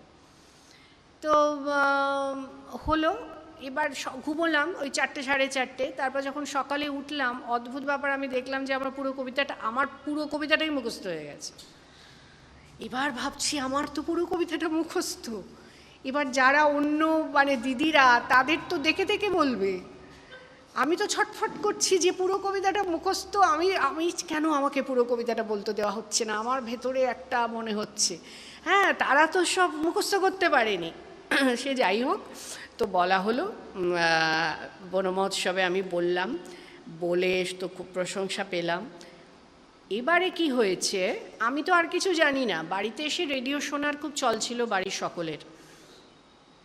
হঠাৎ একদিন, মানে তারও 2-1 দিন পরে রেডিও খুলে দেখছি আমার গলা, আমার মতো লাগছে না গলাটা। তারপর আমি না, মানে এত আনন্দ হয়েছে। এবার তখন তো পাড়া কালচার মানে সেটা, মানে মনে হতো পাড়ার সবাই একই পরিবারের। আমি এখান থেকে কাকু কাকিমা পিসিমা মাসিমা করতে করতে তো কবিতাটা শেষ হয়ে গেছে। মানে তখন ওই সংবাদ বিচিত্রা না সংবাদ পরিক্রমা, কোনটা হতো, পরিক্রমা, ওই পরিক্রমাতে আমার অংশটাই ওরা রেকর্ড করে নিয়ে গিয়ে রেডিও থেকে বাজিয়েছে। হ্যাঁ, এবার সেটা ঘটনাচক্রে ওটা খুলে আমি তো জানি না, দেখছি যে ওই আমার প্রথম রেডিওতে বলা, ক্লাস 4-এ, বুঝেছো না? হ্যাঁ, তো তখন ওই অন্ধভূমি গর্ভতে আমার অংশটা বাজানো হলো। আর একটা কথা এটাও আমি লিখেছি যে আমার আকাশবাণীতে ঢোকা, যেদিন আমি আকাশবাণীতে অডিশন দিতে যাই, সারা শহর ডুবে গেছে। আমার বাবার 6 ফুট 3 ইঞ্চি হাইট, আমাদের বাড়ির সামনে, মানে আমি তো ডুবেই যাব, কোমরের জল। মানে ওই সময় জল জমলে আমরা ওই নৌকো করে কাগজের নৌকো, ওই জলে কিন্তু ভাসাতাম আমাদের একতলার ওই কোয়ার্টার থেকে জলে। তো সেদিন আমার শিশু মহলের অডিশন আকাশবাণীতে। তো অডিশন, মেয়ের অডিশন, বৃষ্টির জন্য সে যেতে পারবে না, এটা তো বাবার পক্ষে মেনে নেওয়া সম্ভব না। বাবা আমাকে কাঁধে করে আকাশবাণী পৌঁছেছিল জল ভেঙে। ওই আমার প্রথম আকাশবাণীতে ঢোকা, কেউ আসেনি, শুধু আমি অডিশন দিতে গেছি বাবার কাঁধে করে। ওই তখন ওই ইন্দিরাদি, তখন তোমার একদম শুরুর দিকে, মানে ইন্দিরাদির তখন শেষের দিক। তো আমার সেই আকাশবাণীতে প্রথম ঢোকা হলো বাবার কাঁধে করে। তো সতীনাথদা জানে এই গল্পটা, একবার সতীনাথদাকে বলছিলাম। তো এইসব ছোট ছোট স্মৃতিগুলো আর কিছুই না, আগামী দিনে যেটুকু পথ চলবো এইগুলো তার প্রেরণা। আর এমনি যখন এই আবৃত্তিকে কখনো প্রফেশন করব এটা তো ভাবিনি। আমার কিছু না কিছু কোথাও কিছু একটা করব, মানে নিজের পায়ে দাঁড়াবো, এই ভাবনাটা কিন্তু ছোটোবেলা থেকে কে মাথায় ঢুকিয়ে দিয়েছিল জানি না, কিন্তু আমার মনের মধ্যে ছিল। আমার অনেক বন্ধুরা ভাবতো যে, আমি এটাও মনে আছে যে তারা একটা বড়লোক ছেলেকে বিয়ে করে ভালোভাবে সেটেল হয়ে যাবে, এটাই তাদের ইচ্ছে ছিল। আমরা কিছু করব না, বিউটি পার্লার যাব, ভালো একটা বড়লোক জায়গা দেখে বিয়ে করব, এইরকম কিন্তু অনেক বন্ধুরা ছিল। কিন্তু আমি জানি না, আমি কোথা থেকে আমার মনের মধ্যে এটাই ছিল যে আমি দাঁড়াবো। হ্যাঁ, তো সেই জন্য মানসিক প্রস্তুতিটা সেই রকমই ছিল। আমার অনেকেই জানেন, বা যদি কেউ না জানেন, আমি অর্থনীতি নিয়ে পড়াশুনো করেছি। পড়াশুনো করে আমার রেজাল্ট ভালো ছিল। আমি সেখান থেকে সিএমডিএতে জয়েন করি। সিএমডিএতে আমি খুব ভালো মাইনেও পেতাম ওই সময়, কিন্তু খুব বিরোধবাধ্য এই কারণে যে দূরদর্শনে নিউজের ডিউটি পড়লে আমার বস প্রথম দিকে খুব প্রশংসা করতেন, তারপর যেন মুখটা কালো করে রাখতেন। রোজ আমি বেরোবো আগে এটাও যেন, আর ওখানে যেহেতু নাম হচ্ছিল, আমার বুকিং বাড়ছিল দূরদর্শনে, যেহেতু দূরদর্শনে বুকিং বাড়ছিল আমাকে বারবার করে ছুটি চাইতে হতো, আর রোজই ওইরকম ছুটি চাইলে বসের মুখটা কালো হয়ে যেত। আর ওটা যেন মানে দিন যেন কেমন একটা ভেতরে ভালো লাগছিল না। তারপর একদিন ঠিক করলাম, না, 2 নৌকোয় পা দেবো না, একটা নৌকোকে ছাড়তে হবে। কোন নৌকোটা ছাড়বো? তখন তো এইটা আমি এনজয় করছি, তো আমি আমার যেটা মানে নির্ভর করা নৌকোটাকেই ছেড়ে দিলাম, মানে যেটা আমার একটা স্থায়ী রোজগারের জায়গা ছিল সেটা ছেড়ে দিলাম। তারপরে নিউজ রিডিং, আকাশবাণী, দূরদর্শন এইভাবে চলছিল, কিন্তু সেগুলো তো যদিও মানে কাজটা খুব রেসপন্সিবিলিটি, কিন্তু সেই হিসেবে ক্যাজুয়াল নিউজ কাস্টার বা ক্যাজুয়াল অ্যানাউন্সারের তো ফিস এমন কিছু তখন ছিল না, এখন কেমন আমি বলতে পারবো না। তাই অন্য কোনোভাবে ভাবছিলাম যে নিজেকে কিভাবে নিজের জমিটাকে শক্ত করা যায়। তবে আবৃত্তিকে পেশা করব যে কখনো এটা ভাবিনি। এটা প্যাশনই ছিল। এটা ঘটনাচক্রে হয়ে গেছে। কোনো দিন যে খুব বিখ্যাত হব এটা বারবারই বলি, কোনো মোহ ছিল না। ঈশ্বর বাবা মার আশীর্বাদ যে একটা জায়গা আমি পেয়েছি। এখনও যারা চর্চা করতে আসেন, শিখতে আসেন, আমি এইটুকুই বলি যে ভালোবাসাটা থাকলে ঠিক একটা লক্ষ্যে কোথাও না কোথাও একটা পৌঁছানো যায়। প্যাশনটা থাকলে, কাজের প্রতি অনেস্টিটা থাকলে পৌঁছানো যায়, যদি তুমি পৌঁছতে চাও। কিন্তু যদি মোহ থাকে যে আমি একটা মানে আমাকে একটা বিখ্যাত ওইভাবে হওয়া যায় না। এটা একটা লাক ফ্যাক্টর বা এক্স ফ্যাক্টরও অনেক সময় কাজ করে। কে বিখ্যাত হবে, কে হবে না, সেটা কেউ বলে দিতে পারে না। অনেক কোয়ালিটি আছে, হয়তো সেভাবে ফোকাসড হতে পারলো না। আমার সঙ্গে কম্পিটিশনে অনেক ছেলে মেয়ে ছিল যারা খুবই ভালো বলতো, কাউকে দেখি না এখন আশেপাশে। হ্যাঁ, তো সেটা হচ্ছে কে যে টিকে থাকবে সেটা মানে ভবিষ্যতে বলতে পারে। তো এই আবৃত্তি ধীরে ধীরে প্রফেশন হলো। তো প্রথম থেকেই আমার মনে হতো যে আমি যদি আবৃত্তি করি, আমি এমনভাবেই করব সেটা মানে প্রফেশনাল দিকে নিয়ে যেতে হবে। এমন নয় যে আবৃত্তি ফিলার হয়ে থাকবে। দুটো গানের মধ্যে দুজন 2 ঘন্টা গায়ক গান করছেন, তার মধ্যে দুটো কবিতার ফিলারের আমি বিশ্বাসী ছিলাম না। আমার মনে হয়েছিল সেই জায়গাটা থেকে আবৃত্তিকে একটা জায়গায় নিয়ে যেতে হবে, যেখানে গান যদি 1 ঘন্টা হয়, আবৃত্তিও 1 ঘন্টা হবে। সেই কনফিডেন্সটা এই শিল্পকে তৈরি করতে হবে। আমি যাদেরকে সামনে থেকে দেখেছি, পার্থ ঘোষ, গৌরী ঘোষ, নীলাদ্রি শেখর বসু দেখেছি, প্রদীপ ঘোষকে তো দেখেইছি, জগন্নাথ উর্মিদিকে দীর্ঘ সময় দেখেছি, আর কাজী সব্যসাচীকে খুব অল্প সময় পেয়েছি, অনেক আগে চলে গেছেন। বীরেন্দ্র কৃষ্ণ ভদ্রকে 1-2 ছোটোবেলার অনুষ্ঠানে দেখেছি। সৌমিত্রদাকে তো দীর্ঘ সময় পেয়েছি, একসঙ্গে মঞ্চে বহু অনুষ্ঠান করেছি।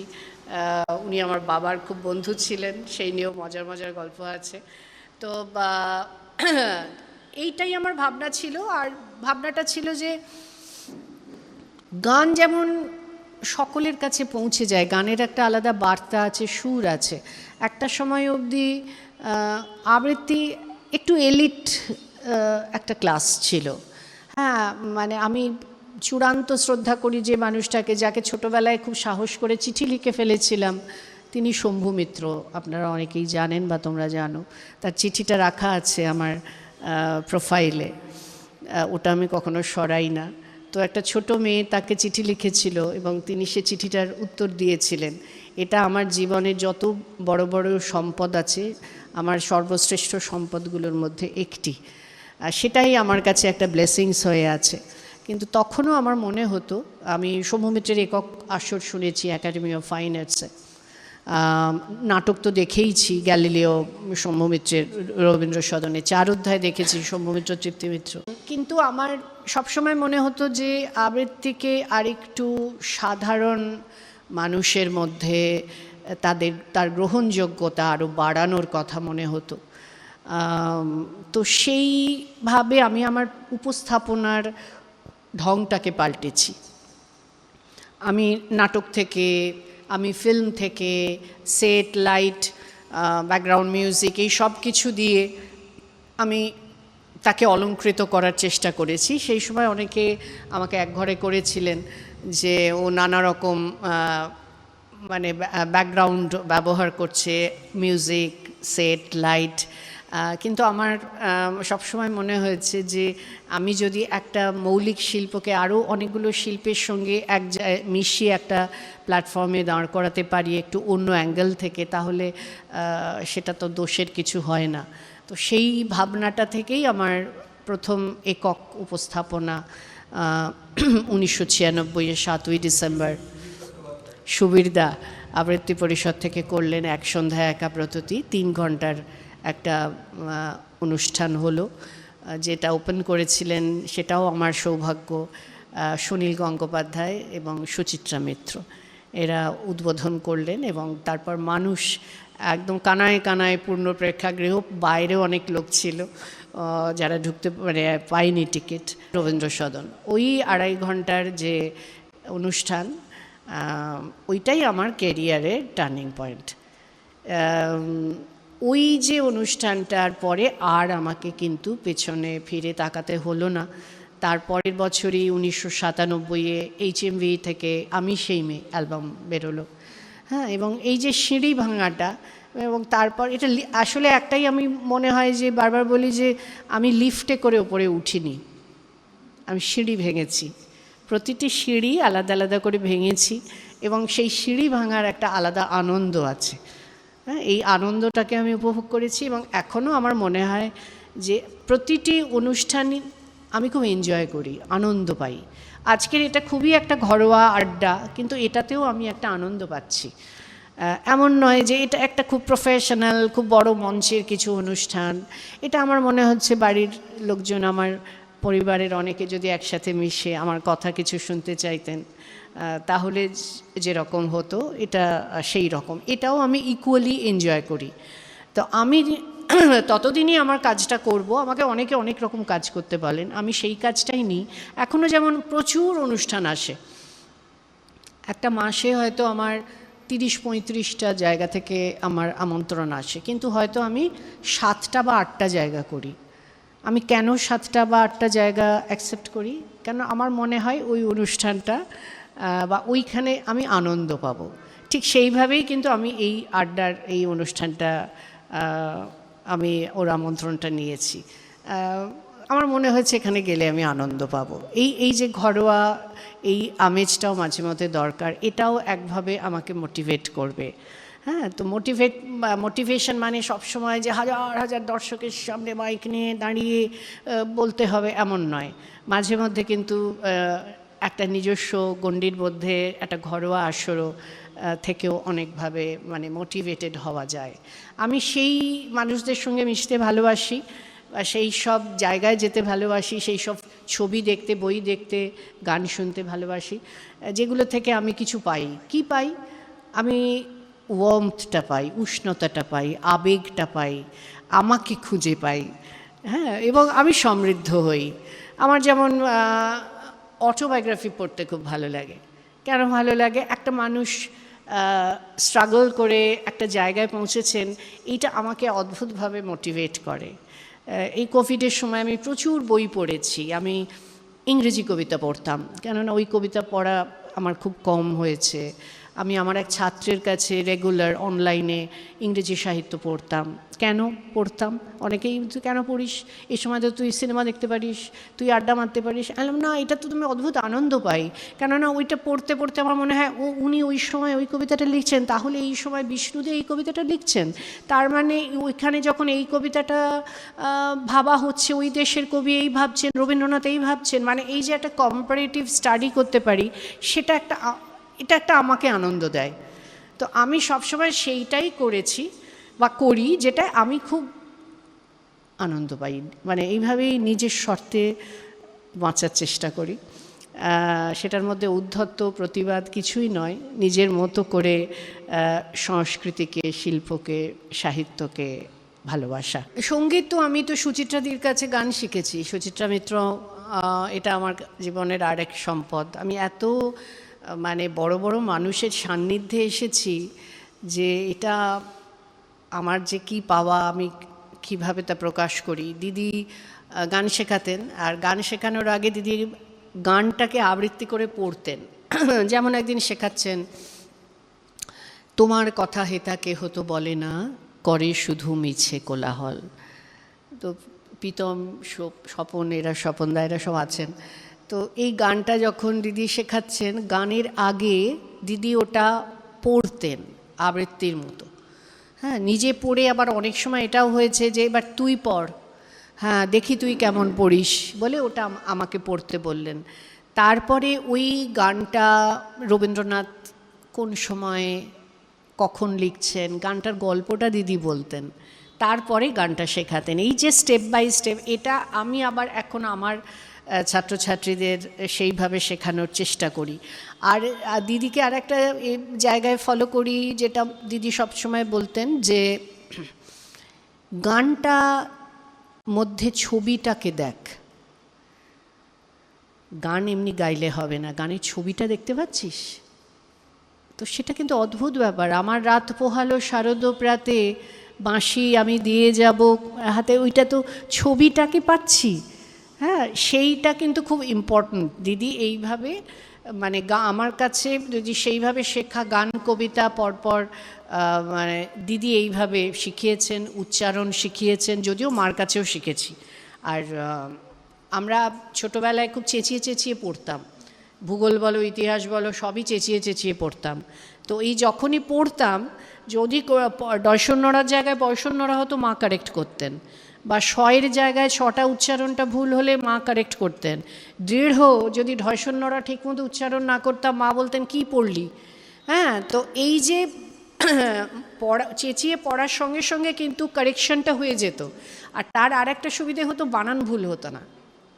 হ্যাঁ এই যে প্রকৃতি, প্রকৃতি কি বলছিস, কয় রিটা কোথায়, প্রকৃতি তাই না, প্রকৃতি বললেই তো তুমি কয় হর্ষই তয় হর্ষইটা লিখবে, কয় রিটা কোথায়। এই কারেকশনসটা ওই যখন চেঁচিয়ে চেঁচিয়ে পড়তাম মা মা কারেক্ট করে দিতেন। তো সেই কারণে উচ্চারণটা মোটামুটি ঠিকঠাক এগিয়েছিল, সব কিছুই ঠিকঠাক এগিয়েছে। মা আর বাবা সবসময় ট্র্যাকে নিয়ে গেছেন। আমার ভাইও খুব ডিসিপ্লিনড, মানে আমাদের মানে ওর কথাও বলতে ইচ্ছে করছে, ও ইঞ্জিনিয়ার, ও খুব ডিসিপ্লিনড।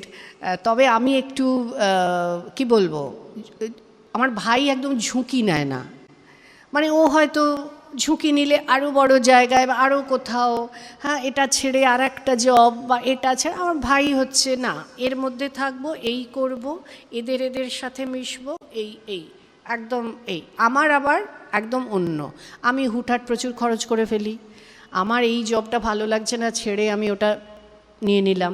কিন্তু এই কনফিডেন্সটা আমার থাকে, আমি যদি এই জবটা ছেড়ে আমি যদি ওইটা নিই, আমি কিন্তু এই জবটা যখন করেছি এটার প্রতি ঠিক ছিলাম, আবার আমি জানি ওইটা করলেও আমি ঠিক আমি আমার জায়গাটা পেয়ে যাব। হ্যাঁ এই কারণে আমার মা মাঝে মাঝে খুব বিরক্ত হতেন, কিন্তু আমি বাবার কাছে খুব লিবার্টি পেয়েছি। বাবা সবসময় মাকে বলেছেন ও যেটা করছে ওকে করতে দাও। চাকরি ছাড়ার পর মা খুব রেগে গেছিলেন, বাবা বলছেন ও নিশ্চয়ই কিছু একটা বুঝেছে, ওকে তুমি ওর মতো চলতে দাও। তো আমার মনে হয় বাবা মার এই গাইডেন্স বা সাপোর্টটা আমাকে অনেকটা এগিয়ে দিয়েছে। তা আমার বাবা মা যেভাবে আমাকে গাইড করেছেন, আমার ছাত্রছাত্রীদের বা আমার নেক্সট জেনারেশন যারা আমার সান্নিধ্যে আসেন তাদের আমি এভাবে গাইড করতে চাই। আর উনি যে প্রশ্নটা করলেন সেই কারণে অনেক সময় হয়তো বা ওই গান কবিতার একটা মিক্স আমি করি। এক সময় আমার মনে আছে আমি আর দিদি একই অনুষ্ঠানে আমিও আছি, দিদি মানে সুচিত্রাদিও আছেন, সেটা সোদপুর লোক সংস্কৃতি ভবনে অনেক আগে।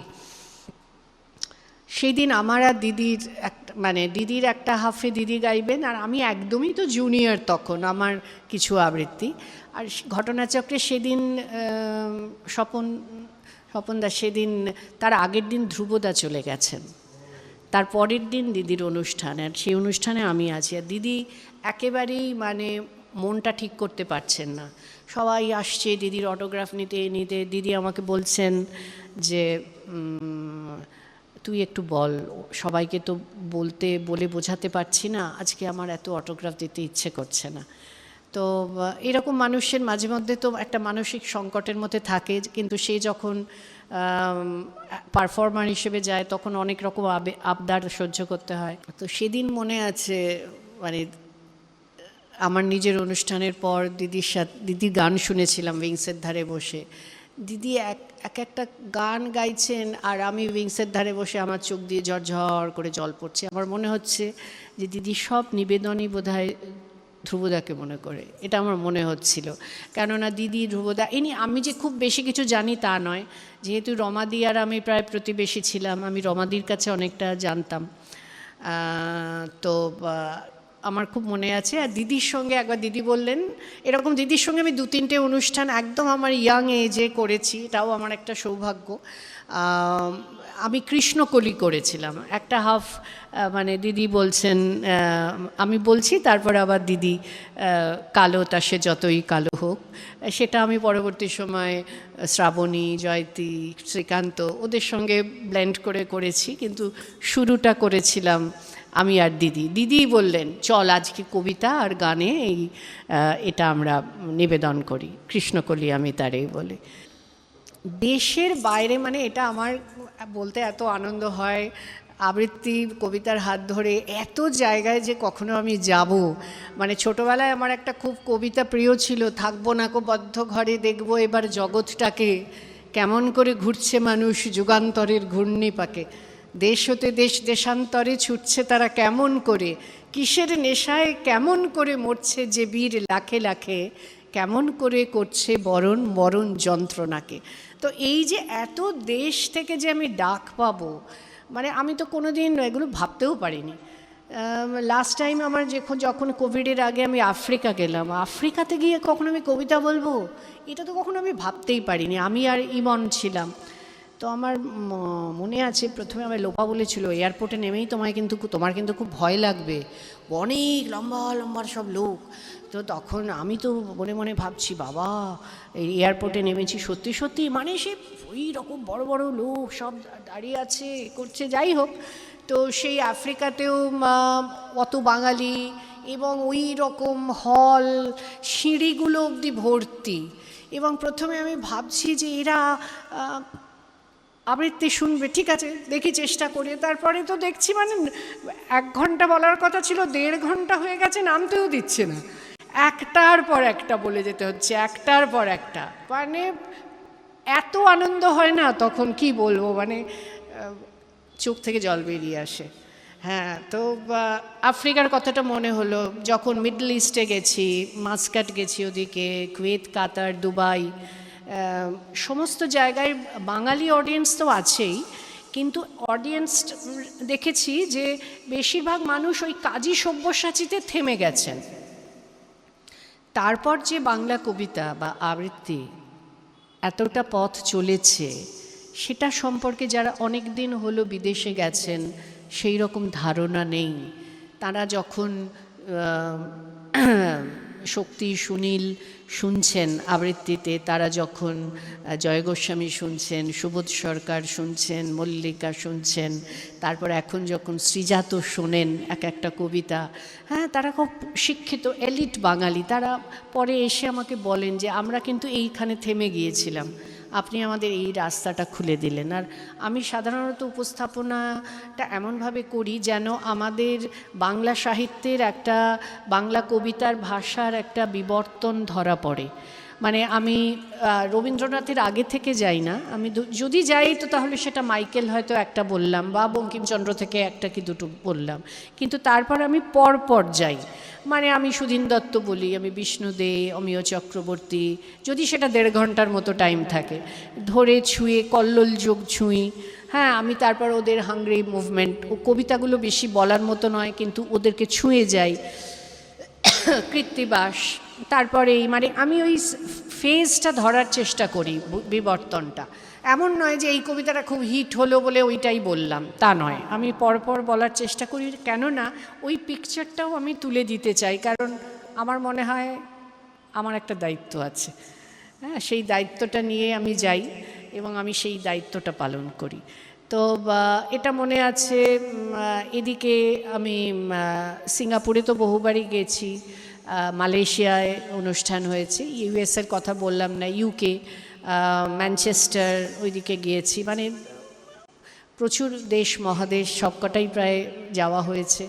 অনেক সময় হয়েছে যে অবাঙালি অডিয়েন্স, আমি গৌতমদাকে এটাই বলবো, একবার ওটা বোধহয় সান ফ্রান্সিসকো থেকে গেলাম, সান হোসে বলে একটা জায়গা আছে, সমুদ্রের ধারে, ওরা ওখানকার বাঙালিরা ডেকেছিলেন। তো ওখানে 10-12 জন আমেরিকান ছিলেন। তা আমি দেখছি যে শেষের দিকে 10-12 জন মানে আমেরিকান পুরুষ এবং মহিলা, ওরা কিন্তু বসে অনুষ্ঠান শুনছেন। এবার অনুষ্ঠানের শেষে ওরা এসে আমাকে মিট করলেন, এবং ওদের যেটা বক্তব্য ছিল সেটা হচ্ছে যে মানে তুমি খুব একজন পাওয়ারফুল লেডি, মানে আমরা তোমার ভাষাটা সেভাবে কমিউনিকেট করতে হয়তো পারছি না, কিন্তু আমরা তোমার ফিলটাকে বুঝেছি আমরা। এবং কিছু কিছু কবিতা ধরে ধরে ওটা যে প্রেমের কবিতা, বা ওটার মধ্যে যে প্রতিবাদ আছে, বা ওটার মধ্যে যে একটা প্রকৃতির বর্ণনা আছে, সেগুলো কিন্তু ওরা ফিল করেছে। বা এই কবিতাটার মধ্যে যে একটা মানে মুভমেন্ট আছে, হ্যাঁ, সেইটা ওরা ফিল করেছে। বা এটার মধ্যে যে একটা দেশাত্মবোধ আছে, যে কবিতার পালসগুলো, সেটা কিন্তু ওরা বুঝতে পেরেছে। সেই আমার তখন মনে হলো যে ল্যাঙ্গুয়েজ বার নয়, মানে ইমোশনটাকে যদি তুমি ঠিকমতো করে দিয়ে দিতে পারো, তাহলে ভাষাটা মানে কোনো বাধা হয় না। সেই ফিলটা, ওই যে আবার সেই ছোটোবেলায় ফিরে যাই, ভাব শিখেছিস, ওই ভাবটা পৌঁছে যায়। তো সেইভাবে তোমাকে ডেলিভারিটা করতে হবে। আমি যেন বলি আর তুমি যেন শোনো, জীবনে জীবনে তার শেষ নেই কোনো। দিনের কাহিনী কত, রাত চন্দ্রাবলী, মেঘ হয় আলো হয়, কথা চাই বলি। ঘাস ফোটে ধান ওঠে তারা জলে রাতে, গ্রাম থেকে পাড়ি ভাঙে নদীর আঘাতে। দুঃখের আবর্তে নৌকো ডোবে ঝড় নামে, নূতন প্রাণের বার্তা জাগে গ্রামে গ্রামে। নীলান্ত আকাশে শেষ পাইনি কখনো, আমি যেন বলি আর তুমি যেন শোনো। তুমি যেন বলো আর আমি যেন শুনি, প্রহরে প্রহরে যাই কল্পজাল বুনি। কুমুদ কল্হার ভাসে থই থই জলে, কোথা মাঠ ফেটে যায় মারির অনলে। আঙিনায় শিশু খেলে ফুলে ধরে মৌ, তুলসী তলায় দীপ জ্বালে মেজ বউ। সানাই বাজানো রাতে হঠাৎ জনতা, বিয়ে ভেঙে মালা ছিঁড়ে ছড়ায় মত্ততা। মানুষের প্রাণে তবু অনন্ত ফাল্গুনে, তুমি যেন বলো আর আমি যেন শুনি। আমিও চক্রবর্তী। এটা আবার দেখো, মেঘলা দিনে দুপুরবেলা যেই পড়েছে মনে, চিরকালীন ভালোবাসার বাগ বেরুলো বনে। আমি দেখতে পেলাম, কাছে গেলাম, মুখে বললাম খা, আখির আঠায় জড়িয়েছে বাঘ, নড়ে বসছে না। আমার ভয় হলো, তাই দারুণ কারণ চোখ দুটো কৌতুকে উড়তে পড়তে আলোয় কালোয় ভাসছিল নীল সুখে। বাঘের গতর ভারী, মুখটি হাঁড়ি, অভিমানের পাহাড়, আমার ছোট্ট হাতের আঁচড় খেয়ে খোলে রূপের বাহার। মেঘলা দিনে দুপুরবেলা যেই পড়েছে মনে, চিরকালীন ভালোবাসার বাগ বেরুলো বনে। আমি দেখতে পেলাম, কাছে গেলাম, মুখে বললাম খা, আখির আঠায় জড়িয়েছে বাঘ, নড়ে বসছে না। এগুলো শক্তিদার কবিতা, এগুলো যে মঞ্চে বলি তেমন নয়, কিন্তু নিজে নিজে বাড়িতে থাকলে বলতে ভালো লাগে। এটা বলতে ভালো লাগে। তুমি জানতে না বুঝি, আসলে স্নিগ্ধতা হলো একটি বর্ষাকাল। কেউ বলেনি তোমাকে? সে এমন এক বর্ষাকাল যে সারা বছর ভেসে বেড়াতে পারে, ভেসে বেড়ায় আকাশে। আজ এখানে বৃষ্টি হলো খানিক, তো কাল ওখানে বাদলা, সেই সঙ্গে থেকে থেকে ঝোড়ো হাওয়া আর ঘূর্ণি বাতাস তো আছেই। আমি চোখ বন্ধ করলেই দেখতে পাই, যেই বৃষ্টি শুরু হলো অমনি বাচ্চারা সব হাত ছাড়িয়ে ছুট লাগালো মাঠে ঘাটে। আর মাটির দেওয়াল ও টিউকলের সামনে দাঁড়িয়ে গাঁয়ের বউরা খাল থেকে বিল থেকে তাদের হাঁসগুলোকে ডাকতে লাগলো, চই চই চই চই চই চই। আজ থেকে প্রায় 1 শতাব্দী আগের বাংলায় তোমার এক বাল্য সখী তোমাকে চই চই বলে ডাকতো আর খ্যাপাতো। তোমার মনে পড়ছে কি আজ এই জন্মে তুমি শীতের দেশের হাঁস কোন সরোবর থেকে কোথায় কোন সরোবরে সাঁতার কাটতে যাও, সমুদ্রের পর সমুদ্র পেরিয়ে উড়ে চলো কত দূর দূর সব দেশে। কিন্তু আজ এই জন্মেও একজন তোমাকে তোমার সেই 100 বছর আগেকার ডাকনাম ধরে ডাকছে, একেবারে নিঃশব্দে ডাকছে, চই চই চই চই চই চই। আর তুমি বোধহয় কিচ্ছুই শুনতে পাচ্ছ না, তাই না?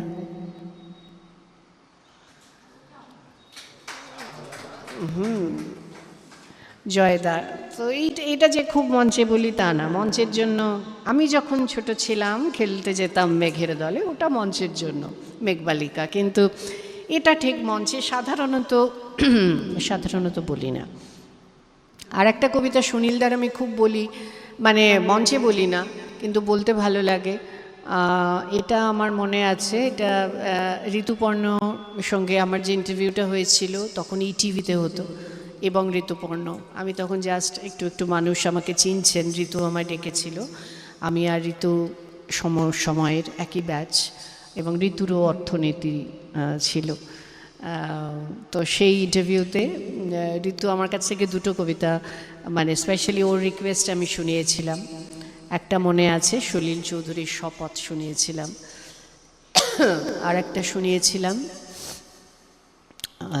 সুনীল গঙ্গোপাধ্যায়ের কবিতা। এই কবিতাটা আমার খুব প্রিয়, একটু এডিট করে আমি বলছি। অনেক দিন থেকে আমার একটা পাহাড় কেনবার শখ, কিন্তু পাহাড় কে বিক্রি করে তা জানি না। যদি তার দেখা পেতাম দামের জন্য আটকাতো না। আমার নিজস্ব একটা নদী আছে, সেটা দিয়ে দিতাম পাহাড়টার বদলে। কে না জানে পাহাড়ের চেয়ে নদীর দামি বেশি, পাহাড় স্থানু নদী বহমান। তবু আমি নদীটার বদলে ওই পাহাড়টাকেই কিনতাম, কারণ আমি ঠকতে চাই। নদীটাও অবশ্য কিনেছিলাম একটা দ্বীপের বদলে। ছেলেবেলায় আমার ছোটোখাটো ছিমছাম একটা দ্বীপ ছিল, সেখানে অসংখ্য প্রজাপতি। যৌবনের দ্বীপটা আমার কাছে মাপে ছোট লাগলো, প্রবহমান ছিপছিপে তন্নি নদীটিকে বেশ পছন্দ হলো আমার। নদী আমার অনেক প্রশ্নের উত্তর দিত, যেমন বলো তো আজ সন্ধেবেলা বৃষ্টি হবে কি না। সে বলতো আজ এখানে দক্ষিণে গরম হাওয়া, শুধু একটা ছোট্ট দ্বীপে বৃষ্টি, যেন উৎসব। আমি আর সেই দ্বীপে যেতে পারি না, সে জানতো। সবাই জানে শৈশবে আর ফেরা যায় না। এখন আমি একটা পাহাড় কিনতে চাই, সেই পাহাড়ের পায়ের কাছে থাকবে গহন অরণ্য। আমি সেই অরণ্য পার হয়ে যাব, তারপর শুধু রুক্ষ কঠিন পাহাড়, চূড়ায় মাথার খুব কাছে আকাশ, নিচে বিপুলা পৃথিবী, চরাচরে তীব্র নির্জনতা। আমার কণ্ঠস্বর সেখানে কেউ শুনতে পাবে না। আমি ঈশ্বর মানি না, তিনি আমার মাথার কাছে ঝুঁকে দাঁড়াবেন না। আমি 10 দিককে উদ্দেশ্য করে বলবো, প্রত্যেক মানুষই অহংকারী। এখানে আমি একা, এখানে আমার কোনো অহংকার নেই। এখানে জয়ী হবার বদলে ক্ষমা চাইতে ভালো লাগে। হে 10 দিক, আমি কোনো দোষ করিনি, তুমি আমায় ক্ষমা করো। এই আমাদের বাংলা কবিতা, গদ্য সাহিত্য যাই বলি না কেন, যা সম্পদ লুকিয়ে আছে, আমার একটাই দুঃখ হয় মাঝে মাঝে যে আমাদের পরবর্তী জেনারেশনের কাছে সেটা কতটা পৌঁছচ্ছে। এটা একটা খুব বড় দুঃখ। এই সম্পদ যদি তারা, এই সম্পদের সন্ধান যদি তারা না পায়, তাহলে আগামী সময়ে আমাদের বাংলার সংস্কৃতি, তার মেরুদণ্ড নড়ে যাবে না তো? এইটা আমার একটা মানে চিন্তা। কেননা আমি আমাদের যে নেক্সট জেনারেশনটা দেখছি, আমি যেটা দেখছি খুব স্পষ্ট, সেটা আমি জানি না মধুচন্দা বা স্বপন, গৌতম দা, প্রীতম, আরও যারা এখানে আছেন তাদেরও তো এরা আছে, নেক্সট জেনারেশনের অভিজ্ঞতাগুলো আছে। যে আমি তো দেখেছি আমার ভাইপো জীবনস্মৃতি ইংলিশ ট্রান্সলেশন পড়েন,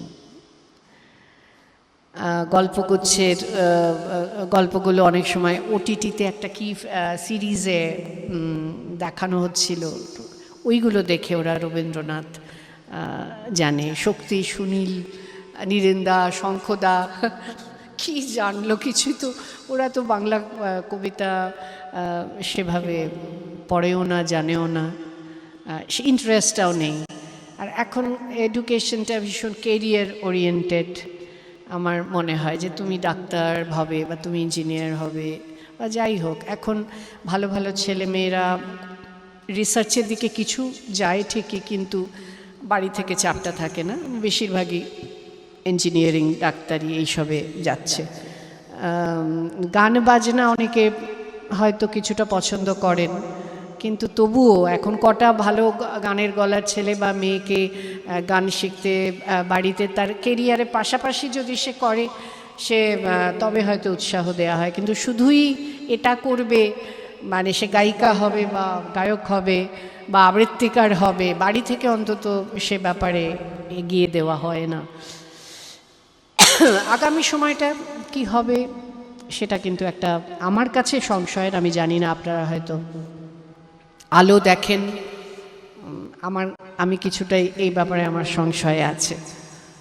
বাংলা কবিতা, বাংলা সাহিত্যকে মানে এগিয়ে নিয়ে যাবার পক্ষে কি খুব একটা হবে, মানে সহায়ক হবে? সবই হচ্ছে, বইমেলাও হয়, প্রচুর বাংলা বইও বিক্রি হয়, হ্যাঁ, মানে এই চর্চাগুলোর আগামী দিন কি হবে সেটা কিন্তু একটা, যদিও প্রচুর ছেলে মেয়েরা গান শিখছে, আবৃত্তি শিখছে, হ্যাঁ, কবিতা লেখা তো ফেসবুক খুললেই কবিতা লিখেছি ওই লাস্ট ইয়ার দেশ পত্রিকা থেকে। আচ্ছা, ওটা আমার নিজের কবিতা, আমি মুখস্থ নেই আমার। কারো কাছে যদি বার করে দাও করতে পারি। শব্দ ছবি, ওই তো দেশে বেরোলো না 100 জন কবির কবিতা লাস্ট ইয়ারে, দেশ পত্রিকা থেকে এ করলো যে এমন এর কাছে কবিতা লেখার এ যাচ্ছে, যে যারা কোনোদিন কবিতা লেখেনি, তো আমার কাছে এলো। আমি তো সেই রাত জেগে বসে আছি, যে আবার সেই কফি হাউসে কবিতা লিখতাম। এবার কবিতা লিখি নেই কোনোদিন, তার একটা কারণ আছে। শব্দ ছবি আমার কবিতাটার নাম। কেউ তোদের কাছে থাকলে পাঠা,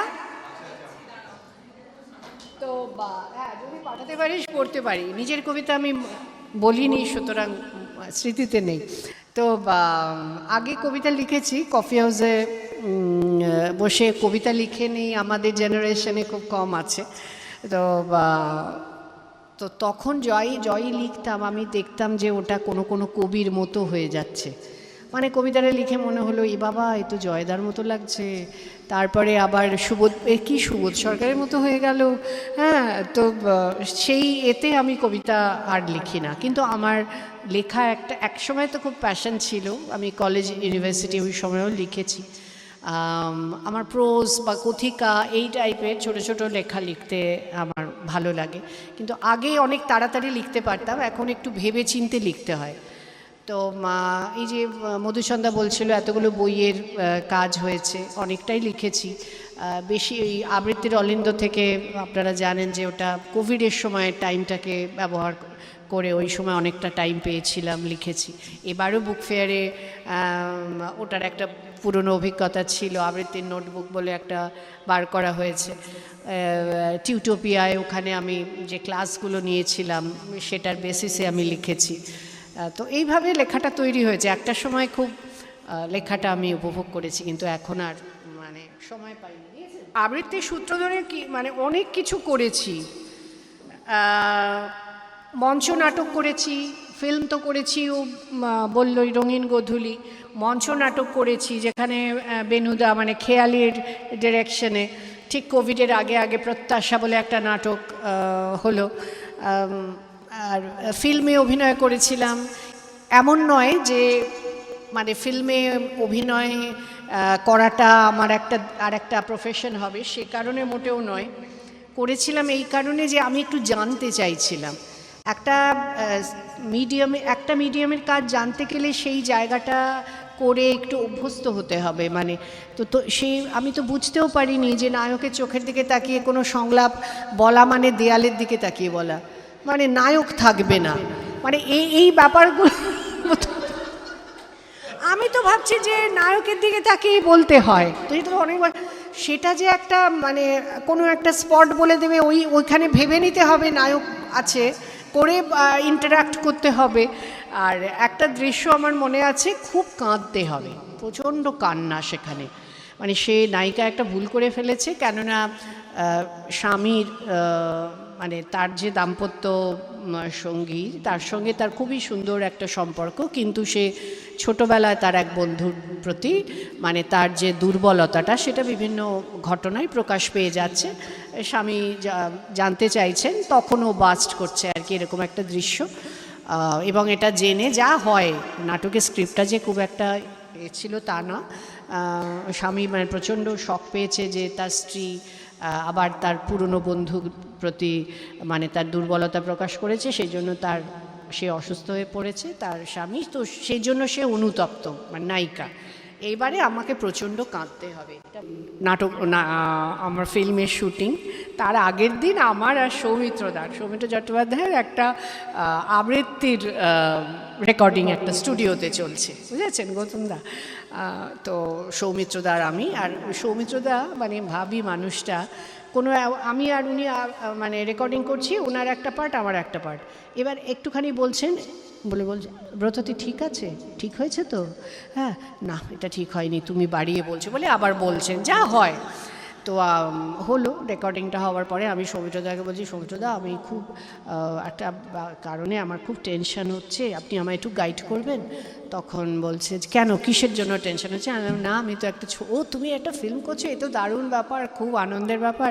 বলছি না, কালকে একটা শর্ট দিতে হবে, তাতে প্রচণ্ড কাঁদতে হবে, কিন্তু এই প্রচণ্ড কান্নাটা আমি কি করে যে আনবো আমি বুঝতে পারছি না। আচ্ছা বসো। তো আমি কী করে আনবো? তখন বলছেন শোনো, তুমি মনে করবে তোমার জীবনের সবচেয়ে যেটা দুঃখের ঘটনা, সবচেয়ে যে ঘটনাটায় তুমি দুঃখ পেয়েছো, তুমি সেই দৃশ্যটাকে ভাববে, সেই সিচুয়েশনটা ভাববে, দেখবে তুমি কাঁদতে পারবে। তো আমি তো ভাবলাম ভাবতে পারলে কাঁদতে পারবো, ঠিক আছে তাই দেখা যাক। তো পরের দিন সৌমিত্রদার এই টিপসটায় যে আমার কী উপকার হয়েছিল, হ্যাঁ, অভিনয় করার সময় আমি তখন আমি ওই সংলাপের বেসিসে অভিনয় করছি, কিন্তু ভাবছি ওই ঘটনাটা, আর আমার চোখ দিয়ে হুড় করে জল পড়ছে।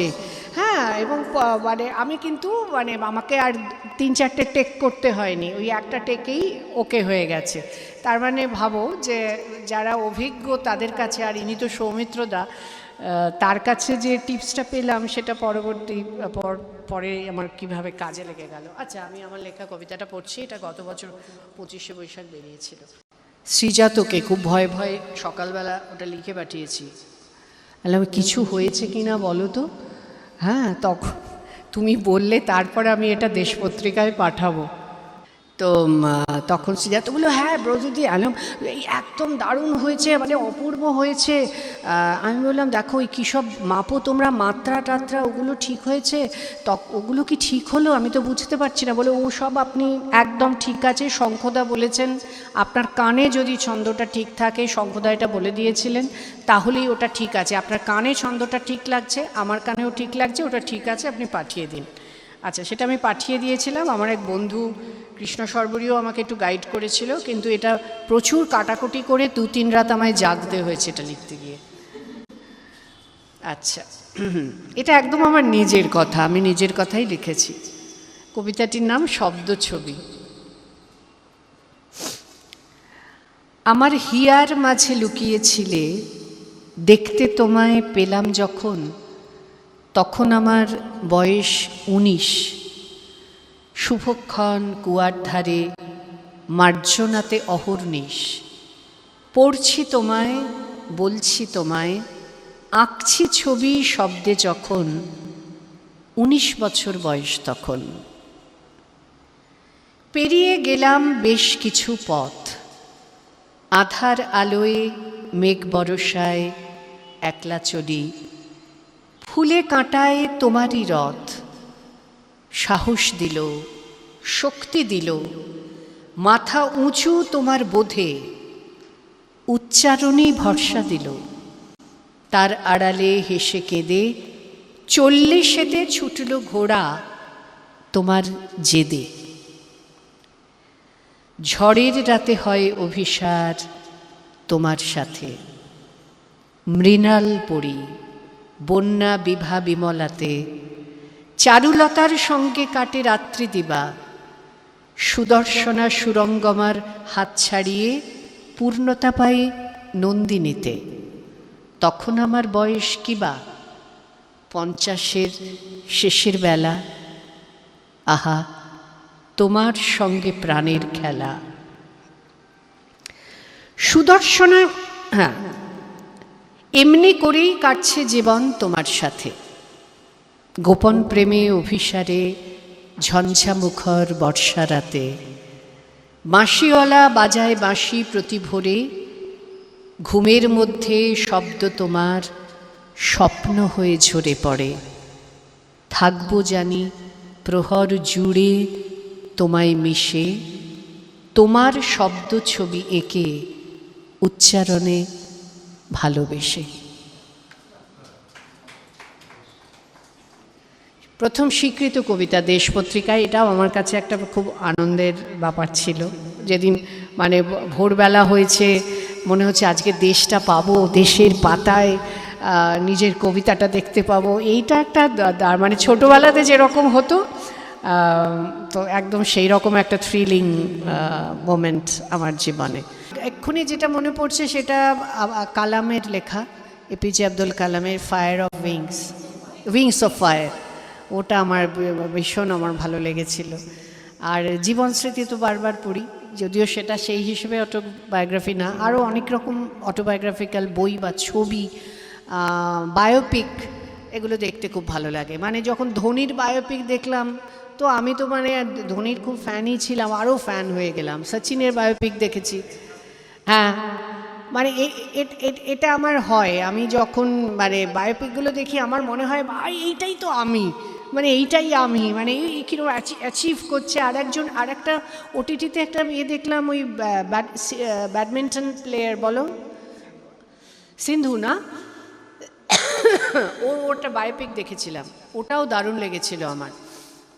তো এগুলো দেখলে খুব নিজেকে চার্জ করা যায়, মোটিভেট করা যায়। সন্ধ্যা হয়, চারিদিকে শ্রান্ত নীরবতা, খড় মুখে নিয়ে এক শালিক যেতেছে উড়ে চুপে। গরুর গাড়িটি যায় মেঠো পথ বেয়ে ধীরে ধীরে, আঙিনা ভরিয়া আছে সোনালি খড়ের ঘন স্তূপে। পৃথিবীর সব ঘুঘু ডাকিতেছে হিজলের বনে, পৃথিবীর সব রং লেগে আছে ঘাসে, পৃথিবীর সব প্রেম আমাদের দুজনার মনে।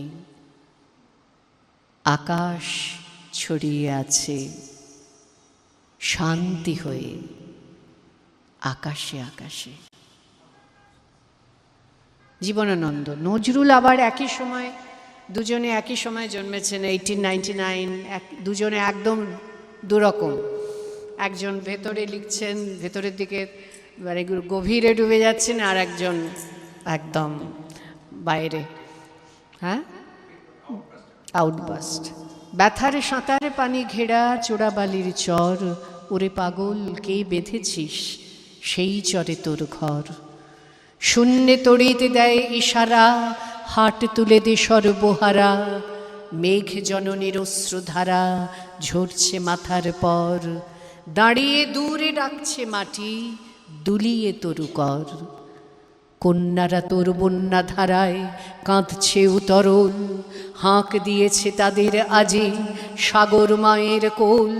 নায়ের মাঝি নায়ের মাঝি পাল তুলে তুই দে রে আজি, তুরঙ্গ ওই তুফান তাজি তরঙ্গে খায় দোল। নায়ের মাঝি আর কেন ভাই মায়ার নোঙর খোল। ভাঙন ভরা আঙনে তোর যায় রে বেলা যায়, মাঝি রে দেখ কুরঙ্গে তোর কুলের পানে চায়। যায় চলে ওই সাথের সাথী ঘনায় গহন সাঙন রাতি, মাদুর ভরা কাঁদন পাতি ঘুমাসনে আর হায়। সেই কাঁদনের বাঁধন ছেঁড়া এতই কিরে দায়। হিরে মানিক চাসনি কো তুই, চাসনি তো 7 ক্রোড়, একটি ক্ষুদ্র মৃৎপাত্র ভরা অভাব তোর। চাইলি রে ঘুম শ্রান্তি হরা একটি ছিন্ন মাদুর ভরা, একটি প্রদীপ আলো করা একটু কুটির দৌড়। আসলো মৃত্যু আসলো জরা আসলো সিধেল চোর। মাঝিরে তোর নাও ভাসিয়ে মাটির বুকে চল, শক্ত মাটির ঘায়ে হোক রক্ত পদতল। প্রলয় পথিক চলবি ফিরি দলিবি পাহাড় কাননগিরি, হাঁকছে বাদল ঘিরি ঘিরি নাচছে সিন্ধু জল। চল রে জলের যাত্রী এবার মাটির বুকে চল। একদম দুটো ডিফারেন্ট। এটা বলতে ভালো লাগে। আমি সাধারণত মঞ্চে যখন বলি নজরুল বলে জীবনানন্দ বলি, একদম দেখো দুরকম কবিতার ভাষা। তবে শেষে যেখানে পৌঁছবো, ভালো মন্দ যাহাই আসুক সত্যের লও সহজে। মনেরে আজ কহ যে ভালো মন্দ যাহাই আসুক সত্যের লও সহজে। কেউ বা তোমায় ভালোবাসে, কেউ বা বাসতে পারে না যে। কেউ বিকিয়ে আছে, কেউ বা সিকি পয়সা ধারে না যে। কতকটা সে স্বভাব তাদের, কতকটা বা তোমারও ভাই। কতকটাই ভবের গতিক, সবার তরে নহে সবাই। তোমায় কতক ফাঁকি দেবে, তুমিও কতক দেবে ফাঁকি। তোমার ভাগে কতক পড়বে, পরের ভাগে থাকবে বাকি। মান্ধাতারি আমল থেকে চলে আসছে এমনি রকম। তোমার কি এমন ভাগ্য বাঁচিয়ে যাবে সকল জখম। মনেরে আজ কহ যে ভালো মন্দ যাহাই আসুক সত্যেরে লও সহজে। অনেক ঝঞ্ঝা কাটিয়ে বুঝি এলে সুখের বন্দরেতে। জলের তলে পাহাড় ছিল লাগলো বুকের অন্দরেতে। মুহূর্তেকে পাঁজরগুলো উঠল কেঁপে আর্তরবে। তাই নিয়ে কি সবার সঙ্গে ঝগড়া করে মরতে হবে? ভেসে থাকতে পারো যদি, সেইটে সবার চেয়ে শ্রেয়। না পারো তো বিনা বাক্যে টুপ করিয়া ডুবে যেও। এটা কিছু অপূর্ব নয়, ঘটনা সামান্য খুবই। শঙ্কা যেথায় করে না কেউ, সেইখানে হয় জাহাজ ডুবি। মনেরে তাই কহ যে ভালো মন্দ যাহাই আসুক সত্যেরে লও সহজে। তোমার মাপে হয়নি সবাই, তুমিও হওনি সবার মাপে। তুমি মরো কারো ঠেলায়, কেউ বা মরে তোমার চাপে। তবু ভেবে দেখতে গেলে এমনি কিসের টানাটানি। তেমন করে হাত বাড়ালে সুখ পাওয়া যায় অনেকখানি। আকাশ তবু সুনীল থাকে, মধুর ঠেকে ভোরের আলো। মরণ এলে হঠাৎ দেখি, মরার চেয়ে বাঁচাই ভালো। যাহার লাগে ও চক্ষু বুঝি, বহিয়ে দিলে অশ্রু সাগর, তাহারে বাদ দিয়েও দেখি বিশ্বভুবন মস্ত ডাগর। মনেরে তাই কহ যে, ভালো মন্দ যাহাই আসুক, সত্যেরে লও সহজে। নিজের ছায়া মস্ত করে অস্তাচলে বসে বসে, আধার করে তোলো যদি জীবনখানা নিজের দোষে। বিধির সঙ্গে বিবাদ করে নিজের পায়ে কুড়ুল মারো, দোহাই তবে ও কার্যটা যত শীঘ্র পারো সারো। খুব খানিকটা কেঁদে কেটে অশ্রু ঢেলে ঘড়া ঘড়া, মনের সঙ্গে একরকমে করে নেভাই বোঝাপড়া। তাহার পরে আধার ঘরে প্রদীপখানি জ্বালিয়ে তোলো। ভুলে যা ভাই, কাহার সঙ্গে কত টুকুন তফাত হলো। মনেরে তাই কহ যে, ভালো মন্দ যাহাই আসুক, সত্যেরে লও সহজে।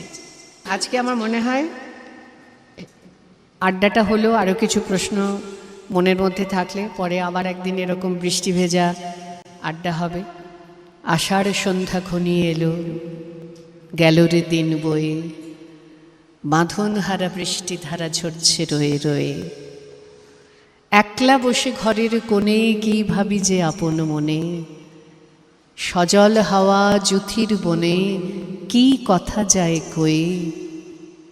বাদল ধারা বৃষ্টি ধারা, বাঁধন হারা বৃষ্টি ধারা ঝরছে রয়ে রয়ে।